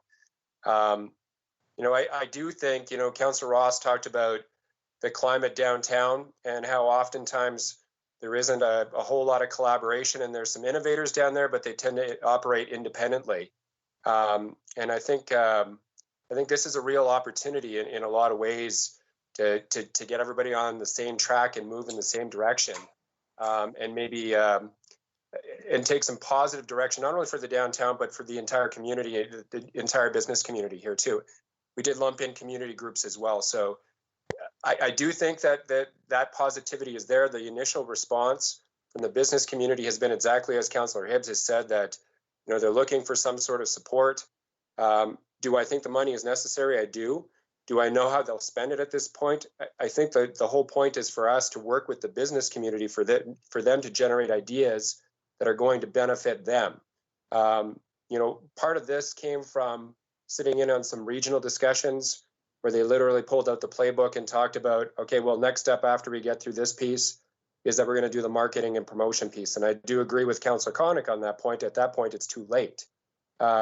So, I think we want to foster some innovation, the seeds of innovation from the business community side of things. It's a different way to go about it at this point, but I don't think we can use the same old playbook in order to achieve what we need to at this point. The other thing I will say is the way that Echo Lacombe has sort of managed their funds in the past, if the money was unspent, they have been glad to turn the money back to the city and return those dollars back to the city in some circumstances as well. So I think we could set some parameters in place that would allow them to sort of use these dollars as they see fit, and then we revisit things in the fall, as Councillor Connick said, and the money wasn't fully expended, that money could be returned to the city as well at that point. Thank you, Guy. Appreciate it. Councillor Hoekstra. Thanks, Mayor Creasy. I don't have tons of new things to say other than I've had the chance to talk to a business owner that's been part of the focus group. Yes, some of this is uncharted territory, but it is creating an energy and kind of a sense of hope with businesses that when we come out of this pandemic, that they will have a team that they can rely on, or put it this way, sort of colleagues that they can rely on, that, hey, what are some of the strategies you're using to come out of this? So I want to echo what Councillor Hibbs has said. We need businesses to envision life after this and that they will have some success after this. So that would be my one point. Over to Councillor Connick.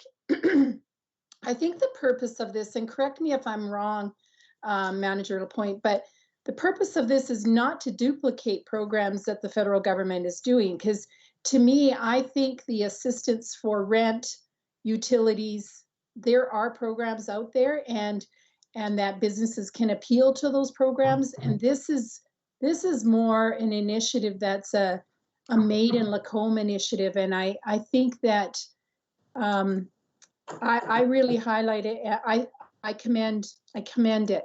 Where my negative comment might come is I would like to see how we're going to measure the success of this. And I know that's not even a fair question in a way, because I think the desire of this program or initiative is grassroots. And so we don't 100% know what the outcomes will be. But on the other hand, it is $90,000. And so when I read the memo too, I went, for what?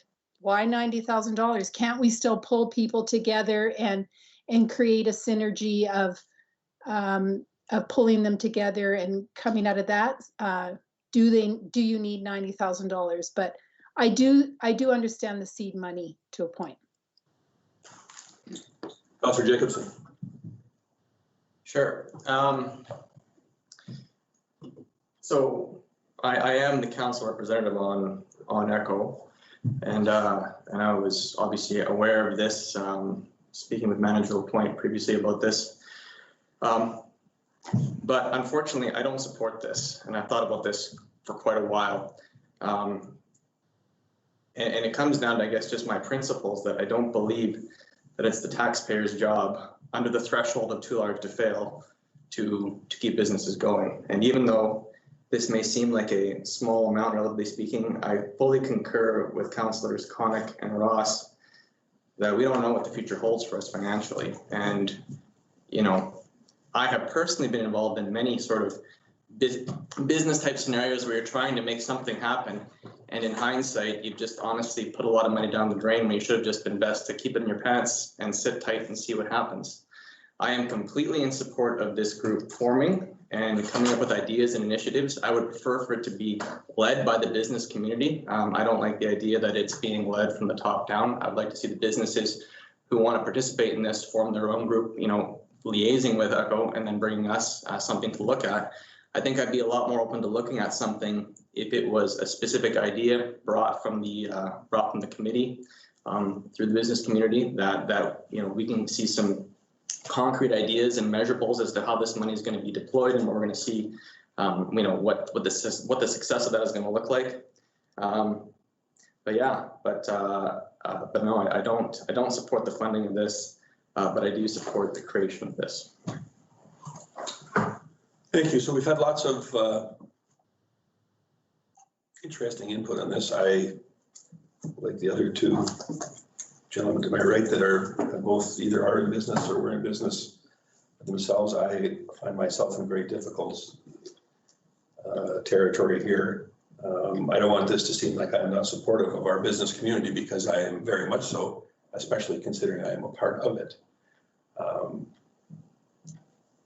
If we had some indication that this was going to somehow make all the ills of this economic disaster we seem to be facing because of COVID-19, I would be fully behind it. But this $90,000 is going to do precious little to address that, I'm afraid.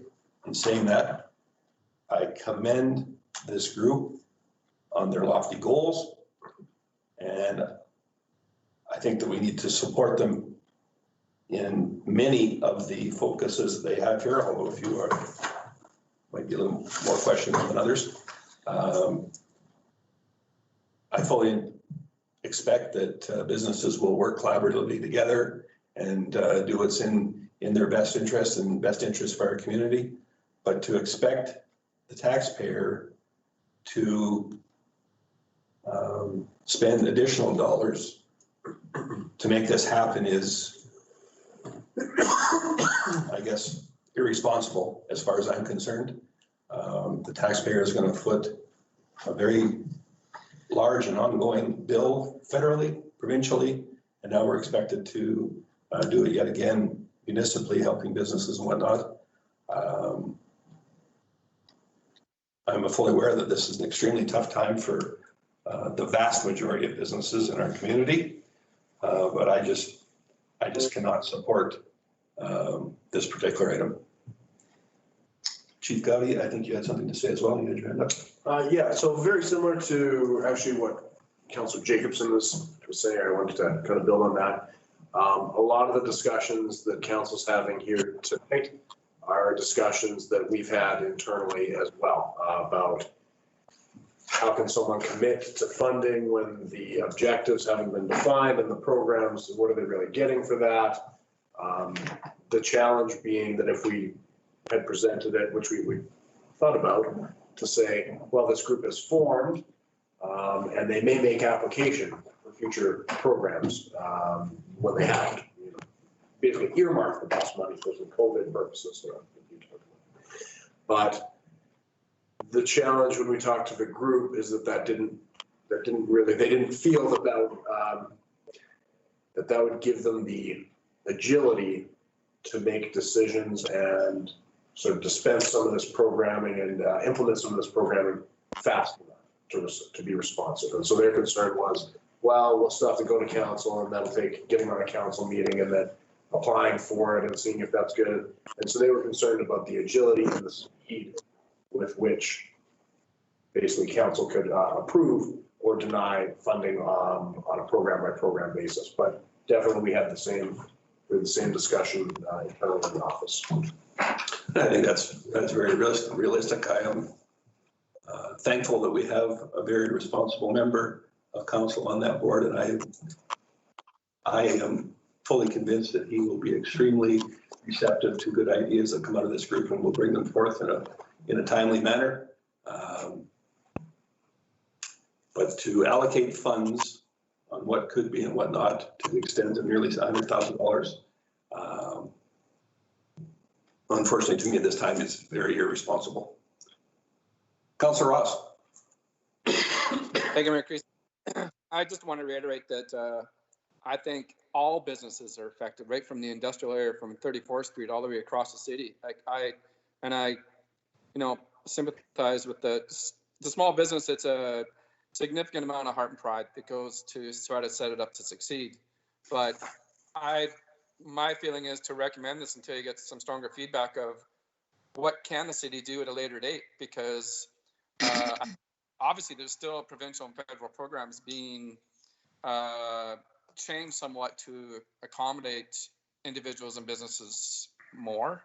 But it's, there's so many different households across the whole city that's affected.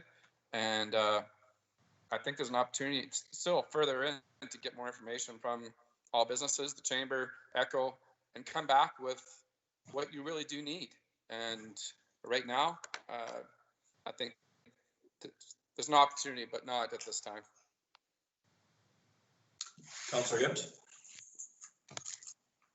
Thank you. Thank you, Mayor Creasy. I believe that Manager Lapointe was trying to get your attention earlier. I don't know if he still has something that he wishes to pass on, but I also just want to ask the question. It doesn't sound like there's great support for using the 90,000, at least at this time. But would council be willing to entertain the idea of at least giving them the space? So that would be the LMC space, to meet and to organize if that's what they decide to go with. But yeah, I would perhaps just check with Manager Lapointe if he was trying to make a point. Thank you for bringing that forward. Manager Lapointe, if I missed seeing that you wanted my attention, my apologies. Were you trying to address the council? Yeah, sorry. I just want to follow up. One of the points was, as Councillor Hibbs said, that perhaps we could consider the in-kind request. And as a follow-up, I will say that I don't think this group would be deterred by not receiving the money. I know the group is committed to seeing this networking and this creativity, this sort of groundswell happening as well. And I would concur with CAO Gowdy that I think the group was looking to find some latitude to make some decisions in a rather expeditious manner, kind of as they have over the last week. And if there was funding required for some of those, this would allow for that to happen. So again, I don't think that this is going to deter the group.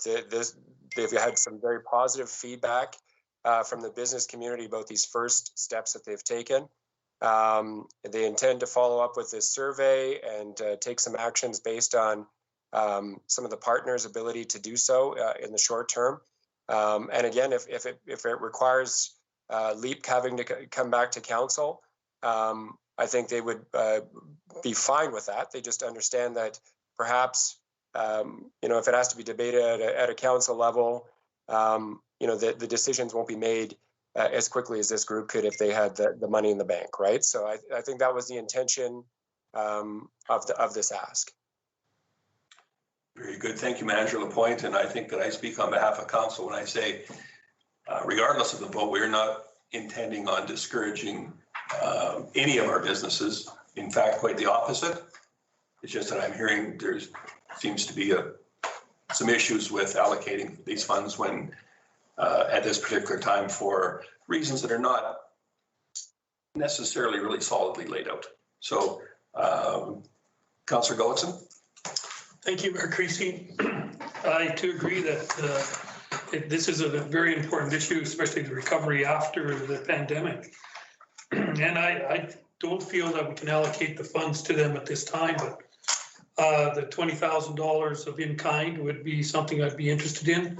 Plus, I wouldn't be adverse to saying the $90,000 could be dedicated to our recovery as a community, just not specifically to this, to ECHO, and to look at it as being set aside for future programs that either they bring forward or other organizations even bring forward to assist with the recovery from this this pandemic and the economic downturn. So I'd be interested in something like that, but I don't believe that's within this motion. Councillor Connick. Thank you, Mayor Creasy. At this time, I'm prepared to make a motion that council accept this report as information. If someone else wants to make a motion in terms of the rental space, that's up to them. But my motion will be that council accept this report as information. Again, I agree with the mayor. I don't want to dissuade this group from looking into and exploring this further. And who knows, maybe by the end of the year, they have some concrete plans, and then we can suggest that maybe business licensing fees for 2021 could go towards this or something. I don't know. As far as the 90,000, I would agree. I don't want to earmark it for anything. I disagree a little bit with you there, Councilor Gullickson. I think we just need to bank it, just set it aside. Let's see where we're at in 6 months. Then if it needs to go towards that, great. But I think we're going to struggle with our budget, to be quite frank. And I think we should just bank it for now and just leave it there. But as far as this particular item goes, I'm just prepared to make a motion to accept this report as information. Thank you. Thank you, Councillor Connick. I was curious in the recommended motion here. It says plus up to $20,000 rental space and it specifies the Lacombe Memorial Center for over 2020. And I'm just curious what the reasoning would be for that. I'm not necessarily opposed or for that. I'm just curious if this group would they be better served with some more permanent in that some 24-hour a day space where they can set up whatever their materials and stuff and have all the time, like at the, I don't know, at the arena, at some other city spot, or is it, I guess I'm just curious, that's why we would want to make them move out, move in and move out to take advantage of a room where they could have one on a more permanent basis, that's all. So it was certainly discussed. I think we wanted a little bit of flexibility around what the use may dictate. So again, if we were having a speaker series or something like that, we may need use of Centennial Hall. If we had a workshop, we might have a smaller space. If it was a meeting amongst 15 or 20 people, we might use the boardroom. So in my mind, we wanted the flexibility up front, and then afterwards, as we got into longer term planning, we might look at a more fixed space as we determined what the need was. Okay. Fair answer, thank you. Councillor Hoekstra, I think, had her card up next. Thanks, Mayor Creasy. I just have a question for Manager Lapointe. So, okay, obviously the messaging here around the table seems to be no to the 90, but what about a portion of that? Like if it was only 20, could this group imagine that that would be the seed money that would take them to the next step? It's just a thought. Yeah, and again, the $90,000. Actually, for administratively, we knew that money was available internally from the cancellation of the Bolt service. I'm sure the group would look kindly upon receiving, a sum of money towards this initiative. But if I'm hearing council correctly, I'm understanding that no amount at this time without some sort of clear direction is where we want to be going. So. Again, I don't think this group is going to be deterred by not receiving money. And if we're fundamentally just changing how that may move forward, I think that'll be acceptable to the group. Again, understanding that they just might not be able to respond as nimbly and as quickly as they expected to. Thank you. Councillor Jacobson. Sure, I had more of a question of procedure only because I'm very much actually in support of the free rental space at the Memorial Centre, but if we accept the report's information, if that passes, can another motion be made afterward, or is the issue closed on the agenda? No, those are two different items, so we could certainly entertain both. There is that motion to accept on the floor now, but after that is completed, there's nothing to say that you could entertain an additional motion. Sure, and just the reason for my supporting of that is, well, last time I checked on the rec board, the Memorial Centre usage was down dramatically. So if we're keeping the lights on anyway, provided you don't kick somebody out who's a high-paying, wedding or something like that, I wouldn't see any reason why we wouldn't want to give them the use of that space for the theater anyway. So regardless, I understand it's not the motion's on the floor right now. Very good. Councillor Ross? Thank you, Mayor Creasy. I agree with Councillor Jacobson. Just wondering if Councillor Connick would be willing to amend his motion to include the 20 or a portion of the 20, maybe even 10, so that this group at least has a central meeting point. So at least there's some level of support. And are you referring to the cash portion or the space in lieu? Space in lieu, please. Okay. Yeah, I don't know if those two necessarily have anything to do with one another, but certainly your prerogative to do so if you choose to amend. No, my motion is there, and if someone else wants to make another motion, however. Does anyone care to speak to the motion? And without our legislative coordinator here, Yes. Ross, could you read back that information? Was it, or that motion? Was it just to receive the report as information? Certainly, Mayor Creasy, I can confirm that Councillor Connick's initial motion was to accept the report as information. And that's the motion as I have it. Thank you very much. Any comments on that motion yet? Very good. I'll ask everybody to get their cards to vote and do so now. So there's another, there's the last one. Okay, that is unanimously supported. Thank you. Councillor Jacobson? Yeah, so I'd like to move that council allocate up to 20,000 of free rental space at the Lacombe Memorial Centre in 2020 for the Lacombe Economic Action Partnership. Thank you very much. While we're thinking about that, Manager Lapointe, I'm just curious, as the manager of that particular building, for the next foreseeable period of time that building is pretty much closed down. I'm curious, what challenges does this present to have a group able to access all of those areas in there without custodial staff, without all of the support individuals there? How is that going to affect things for an undetermined period of time? We don't really know at this point. So Mayor Creasy, I think our intention would be to host virtual meetings in the short term. That's how we held the focus groups to begin with. I think we can accommodate up to 50 people. And again, that would be open-ended. And then once we move along to a phase where we can open up the building, that's when the group would access it. Okay. Which is fair. I just didn't want this to seem like a hollow gesture if in fact it does go through, that yeah, you can use the facility, but, oh, it's locked up, by the way. Like, it seems odd on the surface. So with that understanding that extends for the remainder of the year, makes a little better sense. So, Yep. Anyone else? Looks like we're prepared to vote. I would ask that you vote now. And that is unanimously in favor.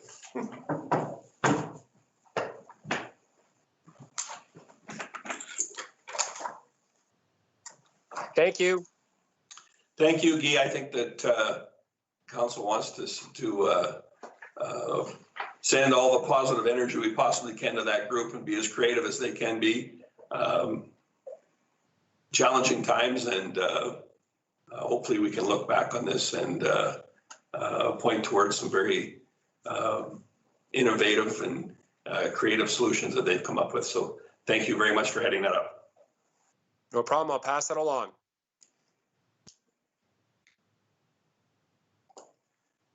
All right. So it's been a little over a couple hours. Are we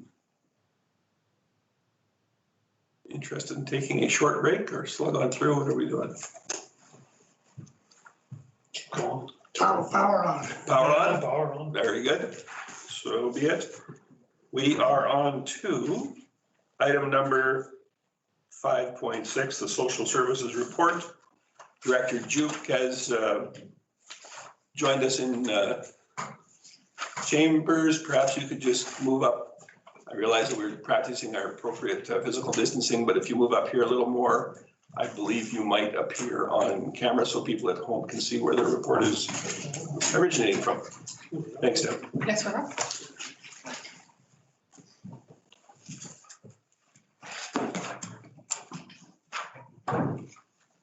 Thank you, Mayor Creasy and Council. Before Council tonight is a report summarizing social services delivered to the community of Lacombe in the months of March and into April to mitigate the negative effects of the province's social restrictions imposed during this pandemic.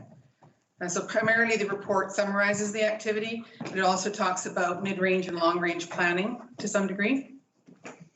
Again, these services were established and delivered in Lacombe primarily during the month of March and continue today. This report is limited to a summary of those services provided by elected officials, city staff, and by Lacombe District Family and Community Support Services, or FCSS. As summarized in the report, City Council provided relief to citizens pretty much right away through a 3-month penalty-free utility payment deferral program, as well as a 6-month extension of the property tax deadline. And Council supported the community with online video and radio messaging, which has been very helpful.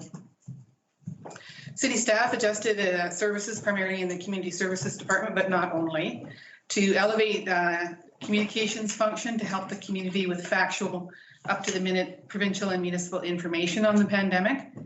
And we also developed links and web pages for reference material through the communication function. The city was and still is responsive to business owners with information, including newly developed website reference pages. And the manager of community economic development helped Echo Lacombe develop the LEAP task force initiative, which you heard about tonight. The city has also, of course, liaised closely with FCSS on their program modifications, and we continue to monitor emerging community social needs and watching for self-organizing support initiatives in the community as well.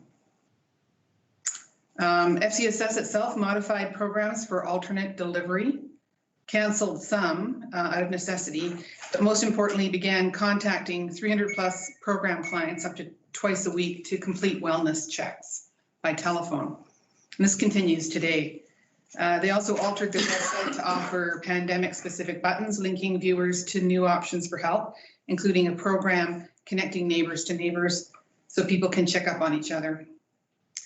The report, of course, provides a lot of additional detail on FCSS programs and services for your reference. Looking forward into the midterm, the city and FCSS will continue with these social services, and we'll also continue monitoring the community in as many ways as possible to watch for emerging needs. Many of the social service agencies in the area are discussing a 5-week window in which some of these social detriments from economic layoffs and from movement restrictions can start to emerge in different ways. And the report identifies some of those ways which have been discussed.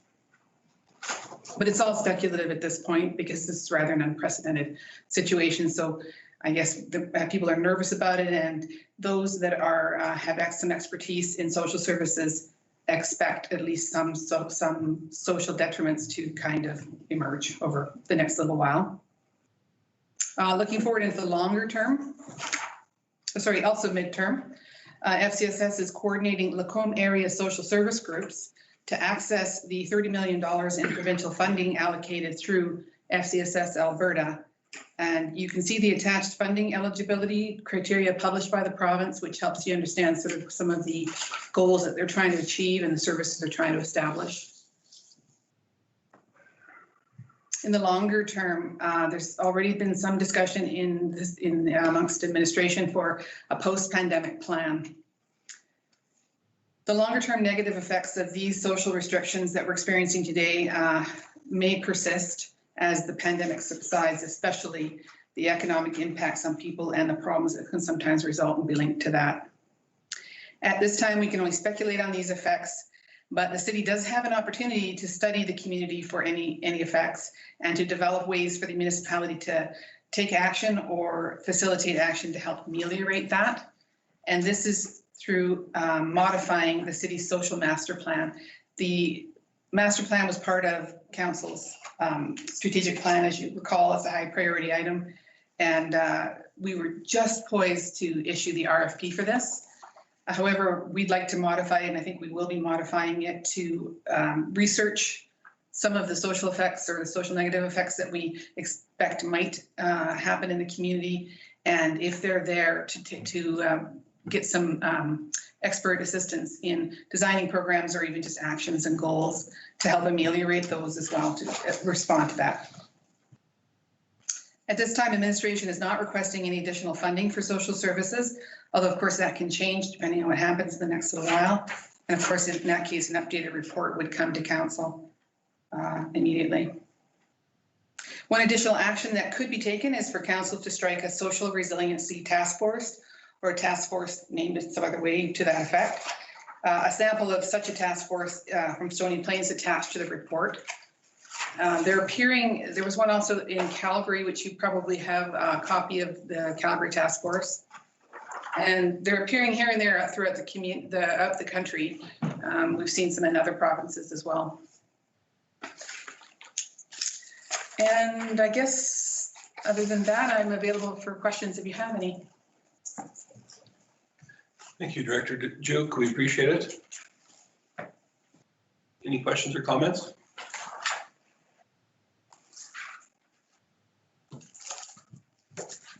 Councillor Collison. Thank you, Mayor Creasy. Well, I think we need to be prepared, and I think obviously you've worked hard on this with FCSS, and we are going to be looking at some major issues in our community, I think, with family violence, substance abuse, those sorts of things are really going to come to the forefront in the next 5 to 6 weeks. I noticed on the national news last night, they were talking about it on CNN about how they feel that might be one of the biggest issues with this whole thing is the family violence that comes from that. So being confined and so on. So I think it's something we really need to watch, and I think by the looks of this, we're on the right track. Councillor Hoekstra. Thanks, Mayor Creasy. I just wanted to speak in support of that administration does develop terms of reference for a social resiliency task team, or whatever we choose to call it. I do think there, again, like I made comments with the last presentation, there's benefit in pulling people together and developing some energy around talking about a collective response to what we're experiencing at this time.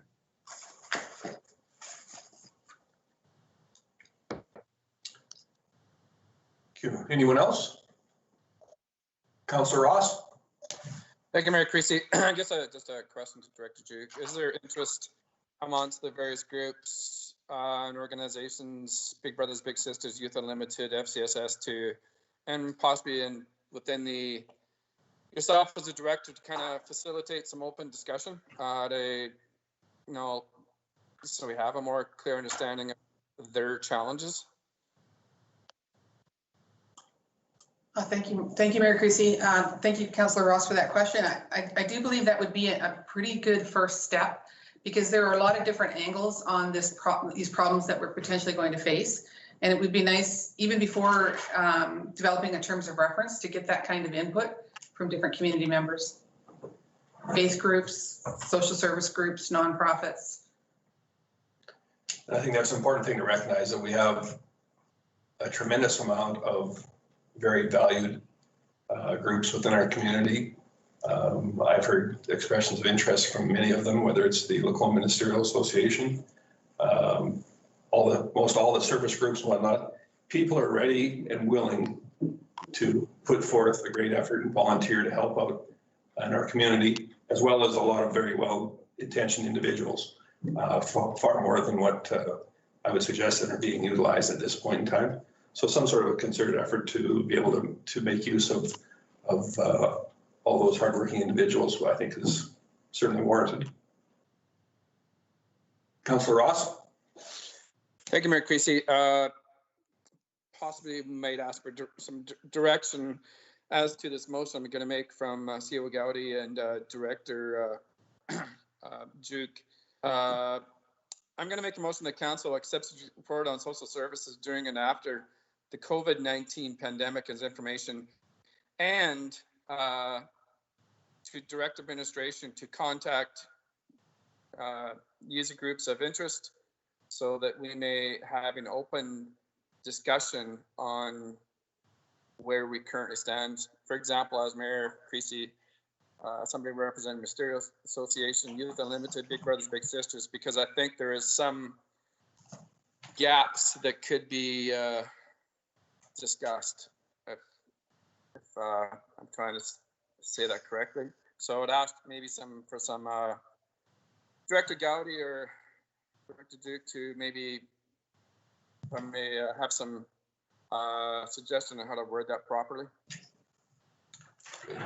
While we let them that's pretty open. I would suggest that I would like administration to reach out so that we can possibly have some access or something. My apologies, but I think there needs to be more forward action taken place moving forward.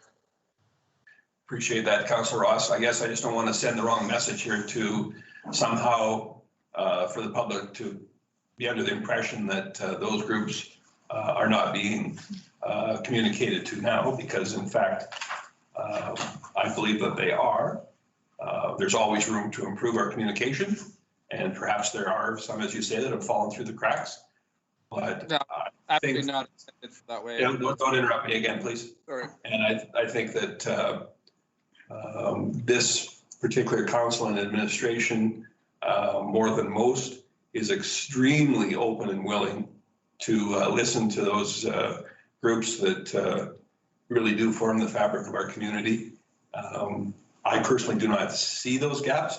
That is not to suggest that they don't exist, and how, if we can improve that, that's wonderful. I just don't want people out there watching this to be somehow under the impression that groups are somehow either inadvertently or intentionally being left out or not communicated with, which I think is not accurate. Councillor Ross? Thank you. And I apologize, that message was not intended to be that way whatsoever. I just think sometimes when, as a roundtable discussion, sometimes I think there's some positives to be gained by that, rather than speaking to each organization individually. So I was trying to make it more positive, and absolutely in no way, shape, or form was I meant to belittle or demean the efforts by anybody.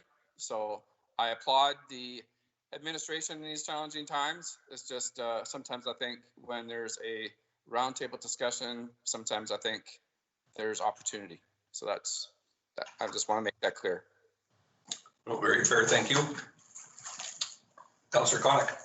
Thank you, Mayor Christie. I don't think we have to reinvent the wheel in terms of reference. I think the ones from Calgary are very good, and they talk to the very things that you're hoping to accomplish, Councillor Ross. They talk about leveraging internal and external partners to create solutions that meet community and citizen outcomes. So I think the motions, the way they're written, will achieve what we're looking for, because the terms of reference, for example, that Calgary has, talk about,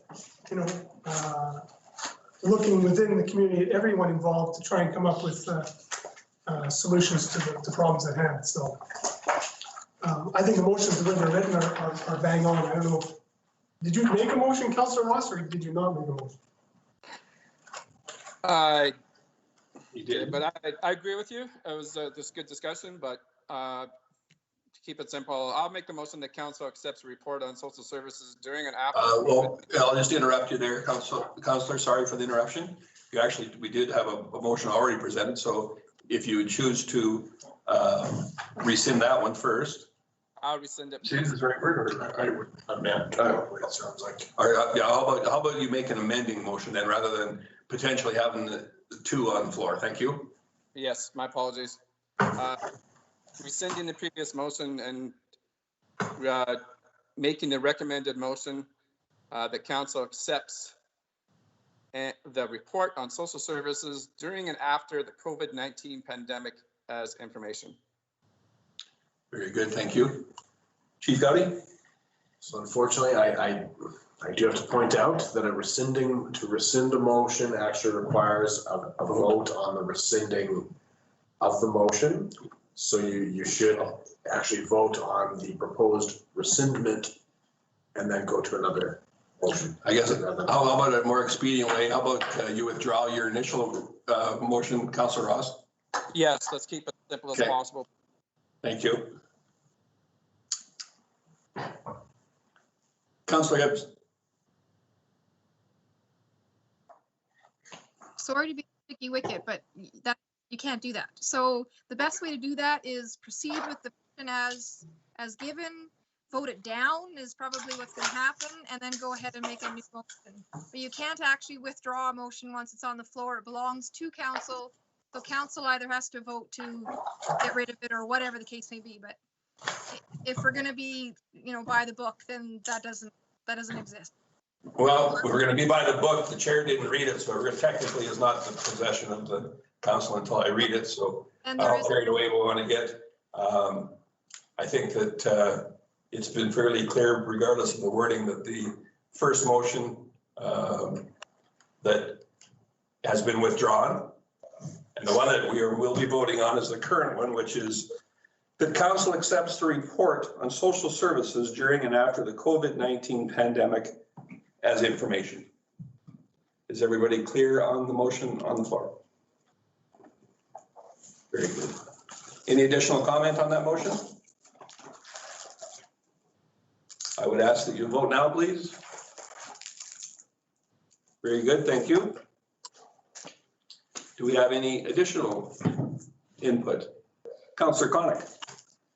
Thank you, Mayor Christie. I would also move that council directs administration to develop the terms of reference for a social resiliency task team for further consideration.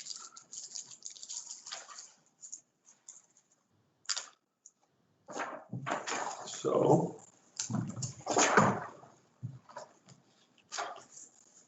any additional input on that motion as brought forward by Councillor Connick regarding that the council directs administration to develop terms of reference for a social resiliency task team for further consideration? Seeing none, I will call the question. Please cast your vote.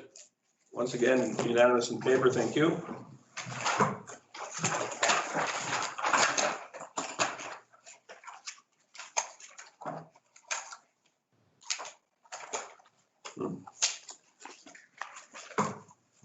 Look to the right page here. Next up, from Director Juke, we have the item 5.7 contract awards for the arena acoustic treatment and sound system upgrade. Thank you, Mayor Christie. Before council is a request for decision on the topic of acoustic treatment and sound system upgrades in Arena 1 in response to many years of complaints about the sound quality during games and other events. In particular, spoken word announcements are essentially inaudible. Council approved 2 projects to improve sound quality within the 2020 budget following an acoustic study that determined the problems and simulated solutions. Administration sought proposals to supply and install the recommended acoustic panels and the upgraded new speakers. The proponents and their total prices are summarized in the report. SEAL Team offered the lowest price on the acoustic panels and Parkland Audio on the speakers. Administration is recommending the contracts be awarded to these 2 companies as set out in the recommended resolution. In total, the 2 contractors' prices are $70,000 under budget. However, a note should be made that since the COVID pandemic, we may have a problem with acquiring the acoustic panels, as the manufacturer in the US has temporarily suspended manufacturing operations, but SEAL Team is checking to determine if these panels can still be supplied from existing stock. And I'm open to questions if you have any on this proposal. Thank you, Director Duke. Councillor Connick. Thank you, Mayor Christie. So these panels, what are they hoping to do? Is it going to be like the entire? I'm just trying to envision where they're going. Are they going in the gaps in the ceiling or the walls? Is it? How many panels are we talking about here? I guess is what I'm trying to. Thank you, Councillor Connick. I can't answer to how many panels, but the maximum number that can be installed and still have other systems functioning in there. And I believe the sprinkler system is the big impediment.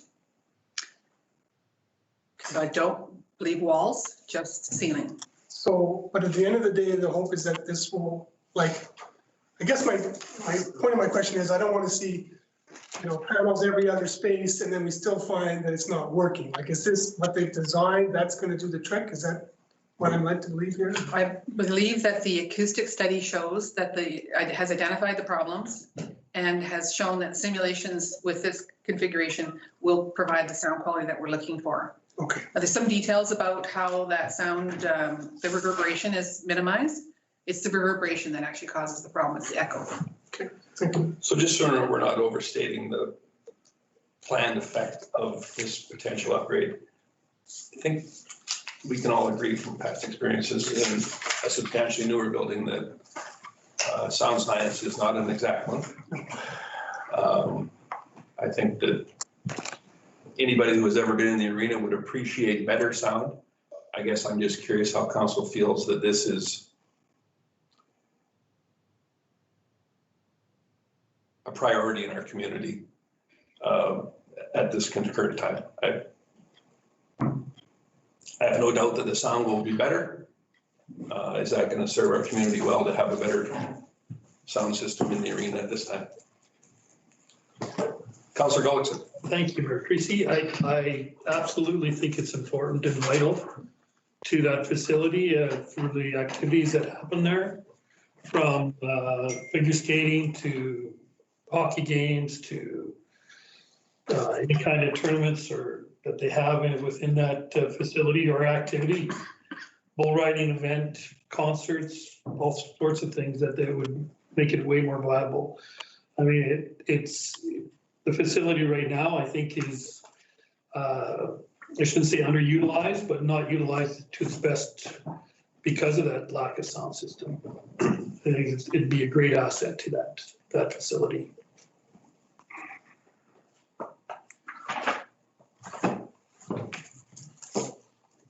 Councillor Connick. Thank you, Mayor Christie. I think, first off, I think somebody's mic's on at home. I don't know. Are you guys all muted? Sorry, just a lot back. My apologies.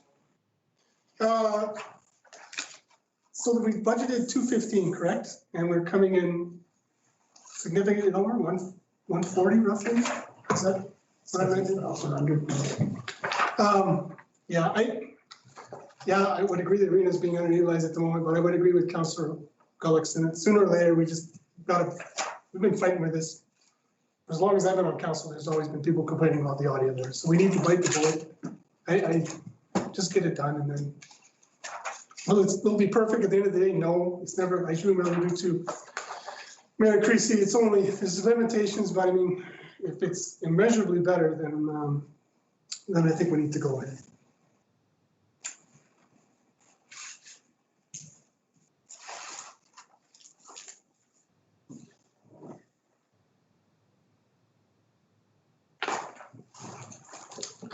Councillor Jacobson. Well, just on a roll tonight here, so I'm gonna move that council direct administration to contract with CL Team for the supply and installation of sound panels in Arena 1 at a total value of $93,391, and with Parkland Audio for the supply and installation of upgraded speakers in Arena 1 at a value of $51,112.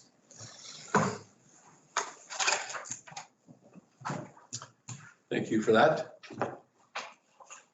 Did I miss any indications to wish to speak from those at home? Anything from anybody here? Very good. Everybody's prepared to vote then on the motion that council approve the, whoa, I got the wrong page here. Can I have our legislative coordinator reread the motion, please? Certainly, Mayor Creasy. Motion is that council direct administration to contract with SEAL Team for the supply and installation of sound panels in Arena 1 at a total value of $93,391, and with Parkland Audio for the supply and installation of upgraded speakers in Arena 1 at a total value of $51,112. Thank you very much. Welcome. Anything additionally then? Very good. I'll ask that you vote on that item now then, please. Let the record reflect there was the 6 in favor and 1, I'm sorry. It was actually 5-2. I grabbed the wrong sheet. I meant to be opposed to that particular item. It still passed regardless. So it's 5-2. Creasy Hibbs in opposition. And let the record reflect that.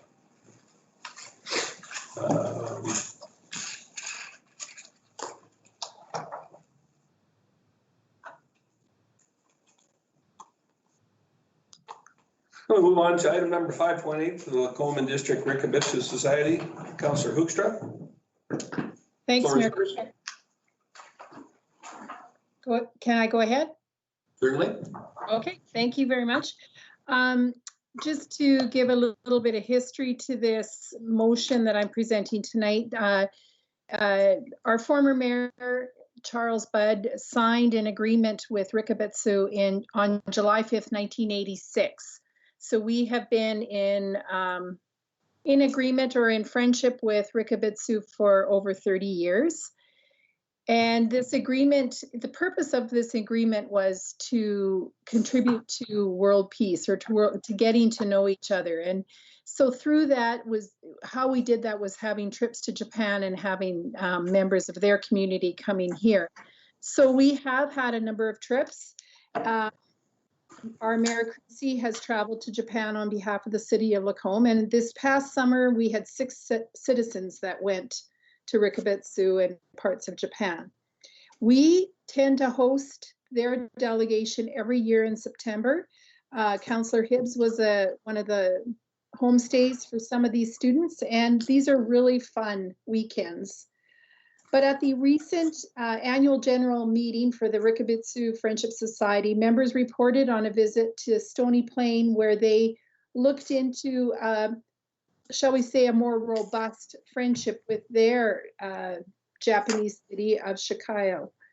And members of our Friendship Society were asking that whether we could go back to the city and see if our Friendship Society could be supported in a different way by the city. One of the ways that they were requesting is that the Rickabitzsu Friendship Society would be featured on the new city website. Plus, they were hoping that they could be supported by a city employee who would be a key contact for this twinning agreement or twinning relationship. Plus, a few of the society members would like to retire, and they feel a desire to create a new energy, and hoping that the support of the city would produce that new energy. So rather than saying, yes, let's do those few things, the motion that I'm bringing forward to council tonight is that council direct administration to investigate and gauge the future level of municipal support for the activities of the Lacombe and District Rickabitzoo Society. On a side note, we have had recent communication from Rickabitzoo on March 24th. They are waiting to book their fall trip, which stands to reason considering that we are dealing with the pandemic. Thank you very much, Councillor Hoekstra. Appreciate that. So perhaps Chief Gowdy, if you could just bring us up to date. I know that we've got plans underway for addressing many community groups and committees and boards and commissions. So where are we at with the Rickabitzoo group right now? So Director Juke and I have been working hard on the evaluation framework, I guess, that council can take a look at its participation and support and the objectives of your external agencies, boards, and committees. Very similar to what is being proposed to Rickabitzoo, where we would give council a sort of a look back at what has formed the group, some of the formulative documents and the terms of reference, the objectives of that group, some of the time constraints and resource requirements, and then ask council exactly that question. What level of support would you like to see from administration and from the city? Should we be providing more or less? Should council be attending every meeting, second meeting? Do we need a staff person to support that?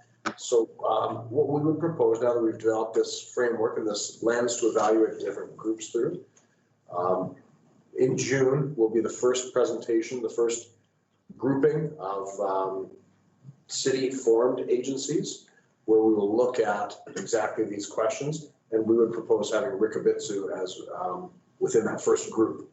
If that would potentially meet the councillor's desire, then that's actually very easy for us to work into our existing work plan, and we were planning to bring that in June. Very good, thank you. Does that seem like a reasonable scenario to you, Councillor Hoekstra? Thanks, Mayor Creasy. Yes, it does. I had spoken with CAO Gowdy, and it made sense that this request from the Friendship Society was timely, in that it just fit in with a task that the administration was already doing. Very good. I expect that they like to hear marching orders from council when it's stuff they've already got undertaken. So it doesn't exactly add to the workload if it's already underway. That's great.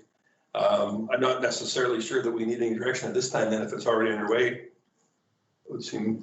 It wouldn't hurt to have, there would be no harm, however, since the notice is on the floor, there would be no harm in passing it, and we're planning to do that anyway. Fair enough. So being it was read as a motion, the council direct administration to investigate and gauge the future level of municipal support for activities of the Lacombe District Rickabitzoo Society. It's brought forward by Councillor Hoekstra. Any additional comments on that motion? If not, I expect we're prepared to vote. We'll grab the correct card this time. Please go ahead and vote then. Very good. Looks like to me that that particular group will be coming forward, hopefully in, or recommendations from administration will be coming forward from that particular group in at a meeting in June. Very good.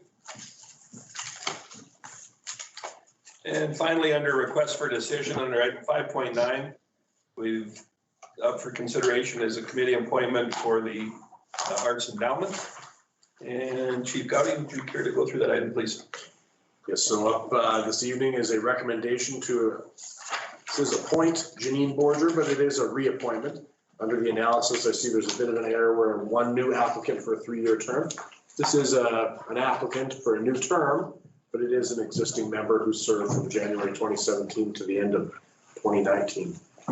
We're certainly supportive of this particular individual continuing her service on that, the Arts Endowment Committee, and recommend her appointment for the 3-year term listed in your package. And just to be certain then, for clarification, this particular group makes allowances in their bylaws for reappointment of existing members for 2 3-year terms? Yes, the recommendation is consistent with that of the Art Collection Committee. Members sit for a 3-year term with an option to be reappointed for 1 additional 3-year term as outlined in the public art collection policy. Very good. Does anybody have any desire to leave this item until after in-camera discussions?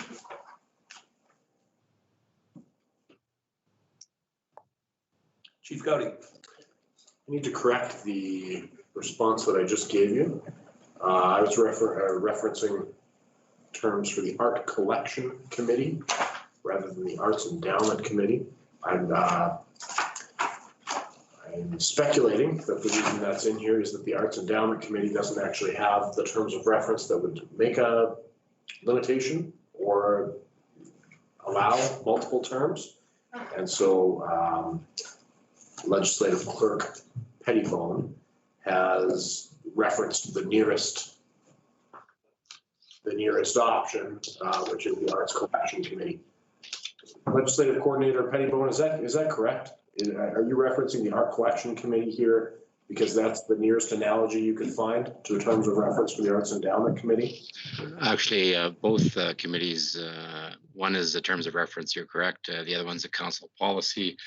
But they both, the latest versions of those documents both have recommendations or updates to allow for multiple terms so that they match each other rather than one being different than another. That was why the change was made recently. So technically speaking, this is an appointment because of the 1-month lapse. All right, thank you. You're welcome. So it is for 2 consecutive 3-year terms, but that falls within the guidelines as set up. Very good. Anybody care to make that? Councillor Gallatin? Thank you, Mayor Creasy. I'll make the motion that council approve the appointment of Janine Orger to the Arts Endowment Committee with the term ending April 14th, 2023. Very good. Any additional discussion? Everybody prepared to vote? Please do so now. Unanimously in favor. Thank you very much.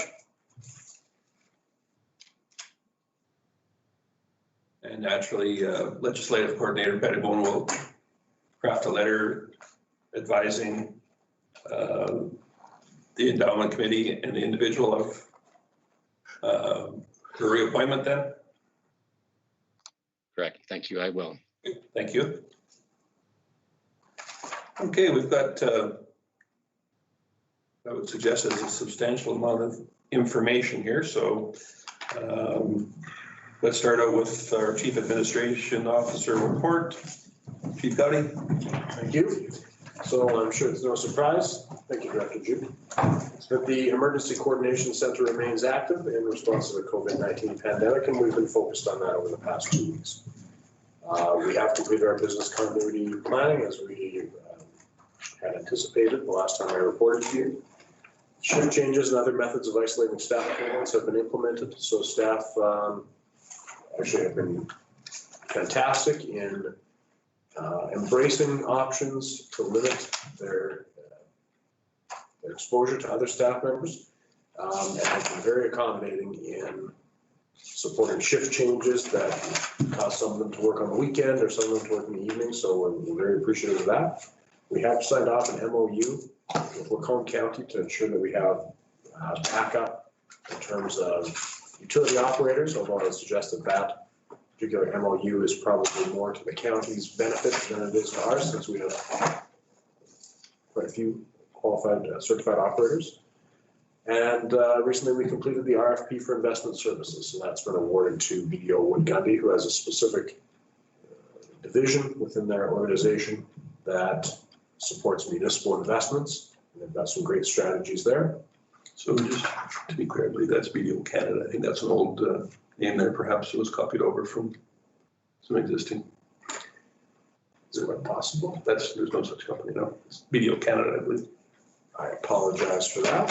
I will double check and re-report once I've talked to Senior Manager Reyes. On the financial side, the audits are back for the North Red Deer River Water Services Commission as well as the North Red Deer Regional Wastewater Services Commission, and both of them had clean audits this year. We are developing the 2021 water and wastewater flow projections to the city of Red Deer. And in camera, I have some information about our flow to the community. Externally, the Lacombe Main Street project is one of 6 projects chosen by the United Nations for review as part of their initiative towards building a framework focused on delivering projects with people-first outcomes.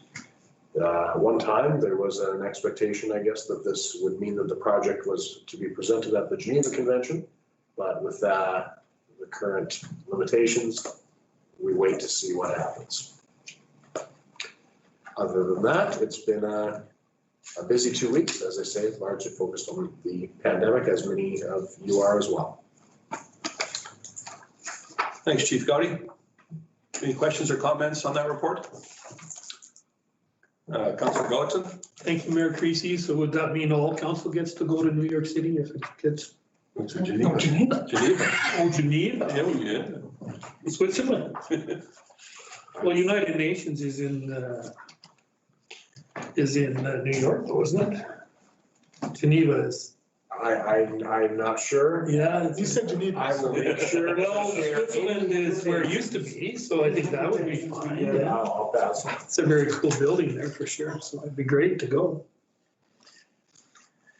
We've got a Parkland Regional Library Board highlights council mailbox. Councilor Ross, is there anything that you care to bring forward on that particular submission or no? I was by the site of the new building this morning, and I would suggest that they're making very, very good progress there on their new home. 62B, Government of Alberta Memo, Public Health and Seniors from March 21. Any questions on that document? Another government memo from the 23rd of March, Economic Supports for Students and Others.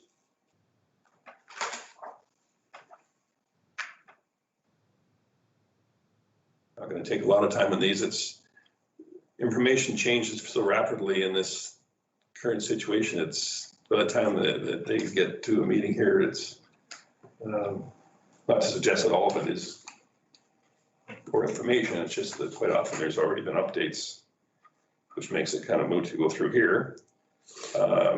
Education property tax deferral from March 23rd. Chief Gowdy, did you care to highlight any items of that? So the 23rd announcement, this letter is about the partial deferral of the education property tax on non-residential properties. They have since, the Alberta government has since provided some additional update that to those communities like ourselves who are offering tax deferrals to their residents, the Alberta government will provide some additional deferrals to the benefit of our cash flow for the education requisition to them. So some additional good news beyond what's reported here, as you kind of indicated there. Thank you very much. Invitation letter for the July 11th golf tournament on 25th. I think that kind of have to wait and see on that, wishful thinking, but who knows? Government of Alberta memo of seniors and housing from March 28th. Anyone have anything on that item? And then we have next up is the Alberta Community Partnership Grant from March 31st.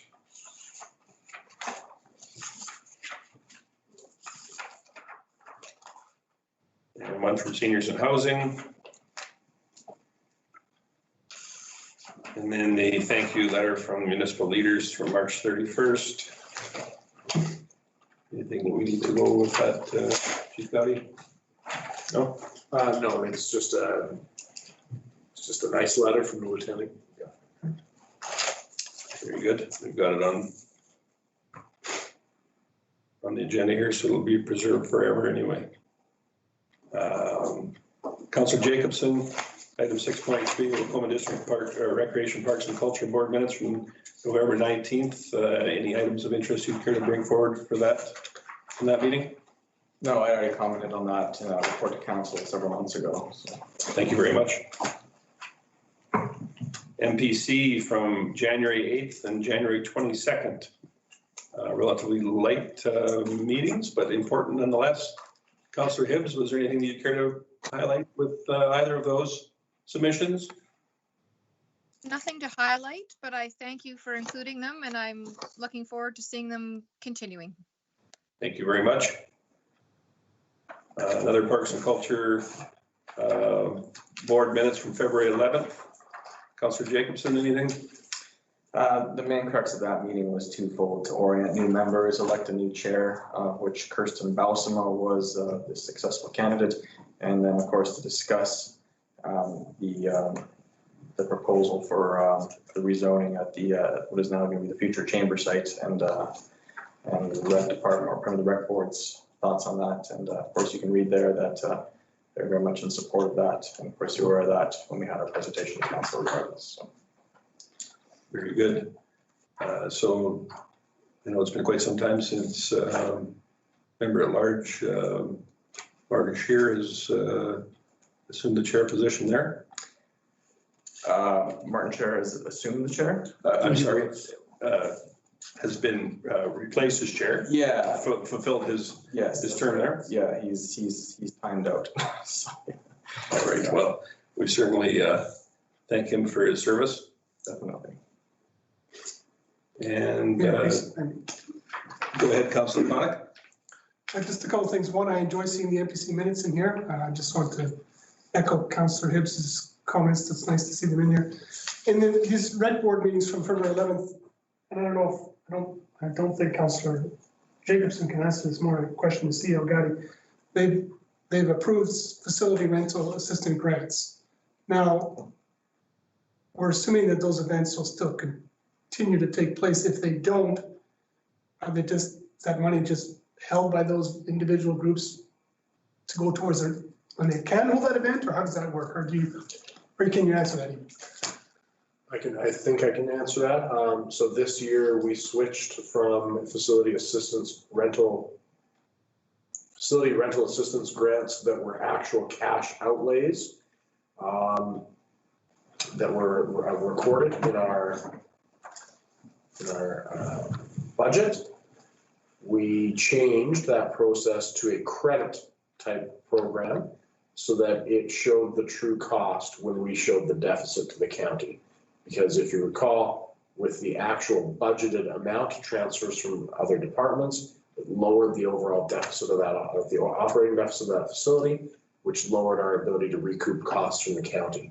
So with the switch to a credit type program, there is no cost, there is no cash outlay hanging out somewhere there. They just won't use the credit this year. Think of it like a coupon, a free room rental must be used by December 31st, 2020, sort of thing. Okay, no, I couldn't remember that, or I see dollar amounts here associated, so I'm just wondering. No, that's fine. Then after that, item 6.3, E and F, two more Municipal Planning Commission minutes. I'll be perfectly honest, I don't have those minutes in front of me, but I will say it is encouraging to be able to have Municipal Commission meetings at all. I appreciate the attendance of Councillors Hibb and Councillors Gullickson and our members at large as well. Needless to say that it's not all doom and gloom out there. We do have individuals that are going ahead with projects at various levels in our community, and we are certainly perhaps more noticeable now than ever, but appreciate it nonetheless, and hopefully once things calm down with the pandemic response, that they will increase in frequency once again as well. That takes us to councillor reports. Would you care to start, Councillor Gullickson? Certainly, Mayor Creasy, thank you. March 17th, we had a long-awaited meeting with CPR. That didn't go quite as well as I would have liked, but I think we did succeed in we accomplished one thing, and that was the railway ties on the south end of town. They promised they will be removed. So that was a win for us. Some of the other discussion regarding the weeds along the tracks we were not that successful. Train speeds, I think, has been addressed now. Is that not correct? That they're slowing down if there's certain, I think it's all trains with certain commodities are being slowed down. Yes, there's certain key trains carrying dangerous goods that are required to slow down. So some of them are being slowed down, which is nice to see instead of the 85 kilometers. So we did get some success, and hopefully we can work on the weeds and grass through another direction. March 18th at an MPC meeting, one item on the agenda, demolition of a single family home, and it was approved with no issues. And I sat in on the Alberta Council virtual town hall meeting, and that's about all I have to say for that one. There wasn't a lot of information there. I think it was their first one, and maybe they needed a little revision there, and that was on the state of emergency. Library meeting on March 30th. This was a meeting on Zoom, and the main focus of this meeting was regarding staffing at the library, and the decision was deferred until more information could be provided by the city. The April 1st meeting with social support group and SCSS, and that was here, and that was kind of what we discussed tonight. So there was lots of activity in that area. MPC meeting April 1st, oversized secondary building, which was approved with one additional condition of extra screening. And a library meeting on April 1st again, and this meeting had one item on the agenda, staffing in the library, and they approved temporary layoffs for all employees except the librarian. And they are very thankful for the support they got from the city. And then training online for council meetings, and that was regarding the virtual council meetings. So that's my report. Thank you. Any questions? Councillor Connick? Maybe you can answer, well, I don't know. So the library's closed, Yes. all staff are laid off except the librarian. Yeah, she's doing, actually, she's still doing some things. There's some virtual things she's doing, and there's some different things. They're doing an audit of their books and a few other things as far as the library goes. I don't know how long she can stay busy, and that's certainly going to be a question at the next meeting. And she's aware of that too, like she's got to stay busy. And there's some online programming that they're doing also, so she's involved with that. Thank you. Councillor Hoekstra, would you care to go next? Will do, Mayor Creasy. Sorry to interrupt. Councillor Ross, you had a question? Yes, Mayor Creasy, my apologies for being a little late. Question to Councillor Gullickson. Even though the weeds, I would assume it's not going to be taken care of by them, but am I also to assume that they're not going to give the city permission to go on their property as well? Or what's the direction with that? That's correct. And the only way they will do anything with it if it's declared noxious weeds. So I think we're looking into that process now to have them look that area looked at and see if there's noxious weeds that need to be addressed. And then they will spray it, I believe was the comment that they made. Very good. Councillor Hoekstra? Thanks, Mayor Creasy. So my report is in front of you. I don't have really anything to add other than just a bit of a follow-up with Lacombe Foundation. I guess I just wanted to, there's been a lot of recognition of healthcare providers or healthcare workers, doctors, nurses, and I just would like to highlight the work of people at long-term care or seniors facilities, I should say it that way, seniors facilities, and what, like our Lacombe Lodge, and what a good job they're doing there. They are delivering meals to all the rooms now, and that is taking extra staff and extra cleaning. And I just would like to highlight the staff at the lodge. Thank you, Councillor Hoekstra. Councillor Ross, would you care to go next?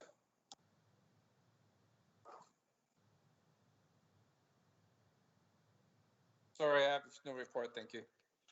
Very good. Councillor Connick, you care to go next? Sure, thank you, Mayor Creasy. My report is there. Again, we had 2 meetings as far as affordable housing goes. And we should see something, I believe, at the next meeting in terms of the our recommendations to council on the presentations regarding the funds that we have in reserve for affordable housing projects. Both pretty exciting projects, I think, so I look forward to that coming to council for your approval.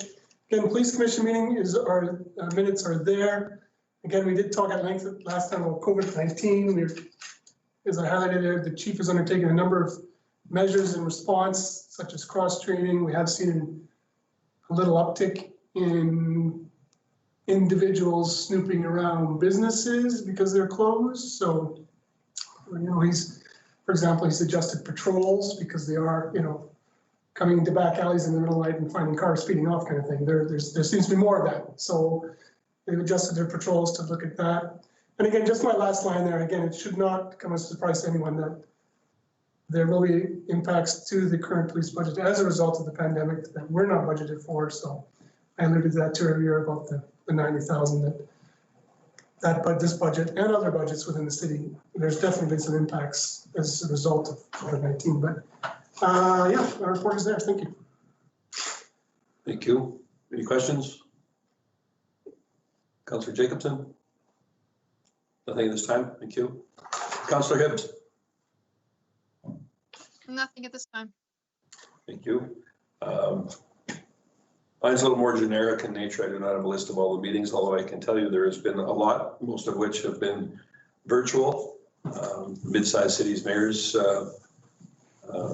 organization continues to meet virtually each and every week. Certainly, if there's anything regional that you care to bring up or bring forward, I'd be happy to bring it up on your behalf with that group. They've been weekly, but that could change with the Central Alberta Mayor's Group as well. And the last couple of weeks, Mayor Veer from Red Deer has headed up some additional meetings to gain consensus over several issues that are more provincial in nature, which is good to see. I guess just one observation is, in amongst all of the negative information that we are bombarded with each and every day, for those of you that use social media or watch the news or read the papers, there's lots of it, but I'd like to concentrate on the positive, and I see an awful lot of things in our community that should make all of us proud to live in this community. We've got a lot of people that go above and beyond to help out, to look after their neighbors, make donations to the healthcare workers at the hospital and seniors facilities. Just lots and lots and lots of very positive examples. I would suggest that we've got very good uptake on participation in observing the provincial guidelines for a path forward in order to come out ahead of this epidemic that we find ourselves in. So as I said, I just wanted to highlight some of the really genuinely positive things that I see from a very caring community at some very troubling times that we're in. But I'm confident that in time we will look back on this and learn from it. Hopefully it's another 100 years before we experience another world pandemic. But anyway, that takes us down to the end of reports. Could I have a motion, please? So moved. Councillor Gullison moves that the information portion of the agenda be accepted as presented. And unless there are some, I don't see any yellow cards, so I would ask that you vote now. Very good, unanimous, thank you. And from our previous meeting on March 23rd, 2020, from our regular council, we've got minutes there. Everybody had an opportunity to go through those. Do we have any concerns, any revisions or anything how they were reported? Councillor Hoekstra. I move that we accept the minutes as presented. Thank you very much. Anyone have any additional input on that set of minutes? Seeing none, I will call the question. All those in favor? Thank you.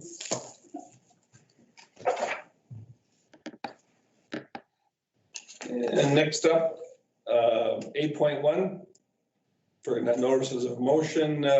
Councillor Ross, please. Thank you, Mayor Creasy. This was in light of the that Saturday, forgive me, I forget the date, where the doctors spoke in light of their changes that were to be made April 1st. My apologies, I intended to do this earlier, but the council directed administration to send a letter to Lacombe area doctors, CC to Ron Orr, MLA, and Honorable Tyler Shandro, Minister of Health, identifying the high value of our community places on their services and council support as they continue to negotiate with provincial government. This is as a result of, like I say, that Saturday with the information brought forward by the doctors of their upcoming challenges and their negotiation. So. Thank you for that. Do we speak on those in motion? So, the next item up that we have before us is, or our in camera rather.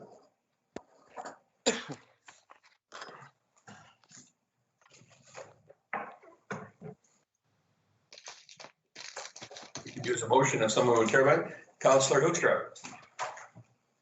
I move that we move in camera. Very good. The record will reflect it is now 8:13. You guys are already prepared to vote. Sorry, Chief Gowdy, you're good? Yep. Very good. All vote now, please.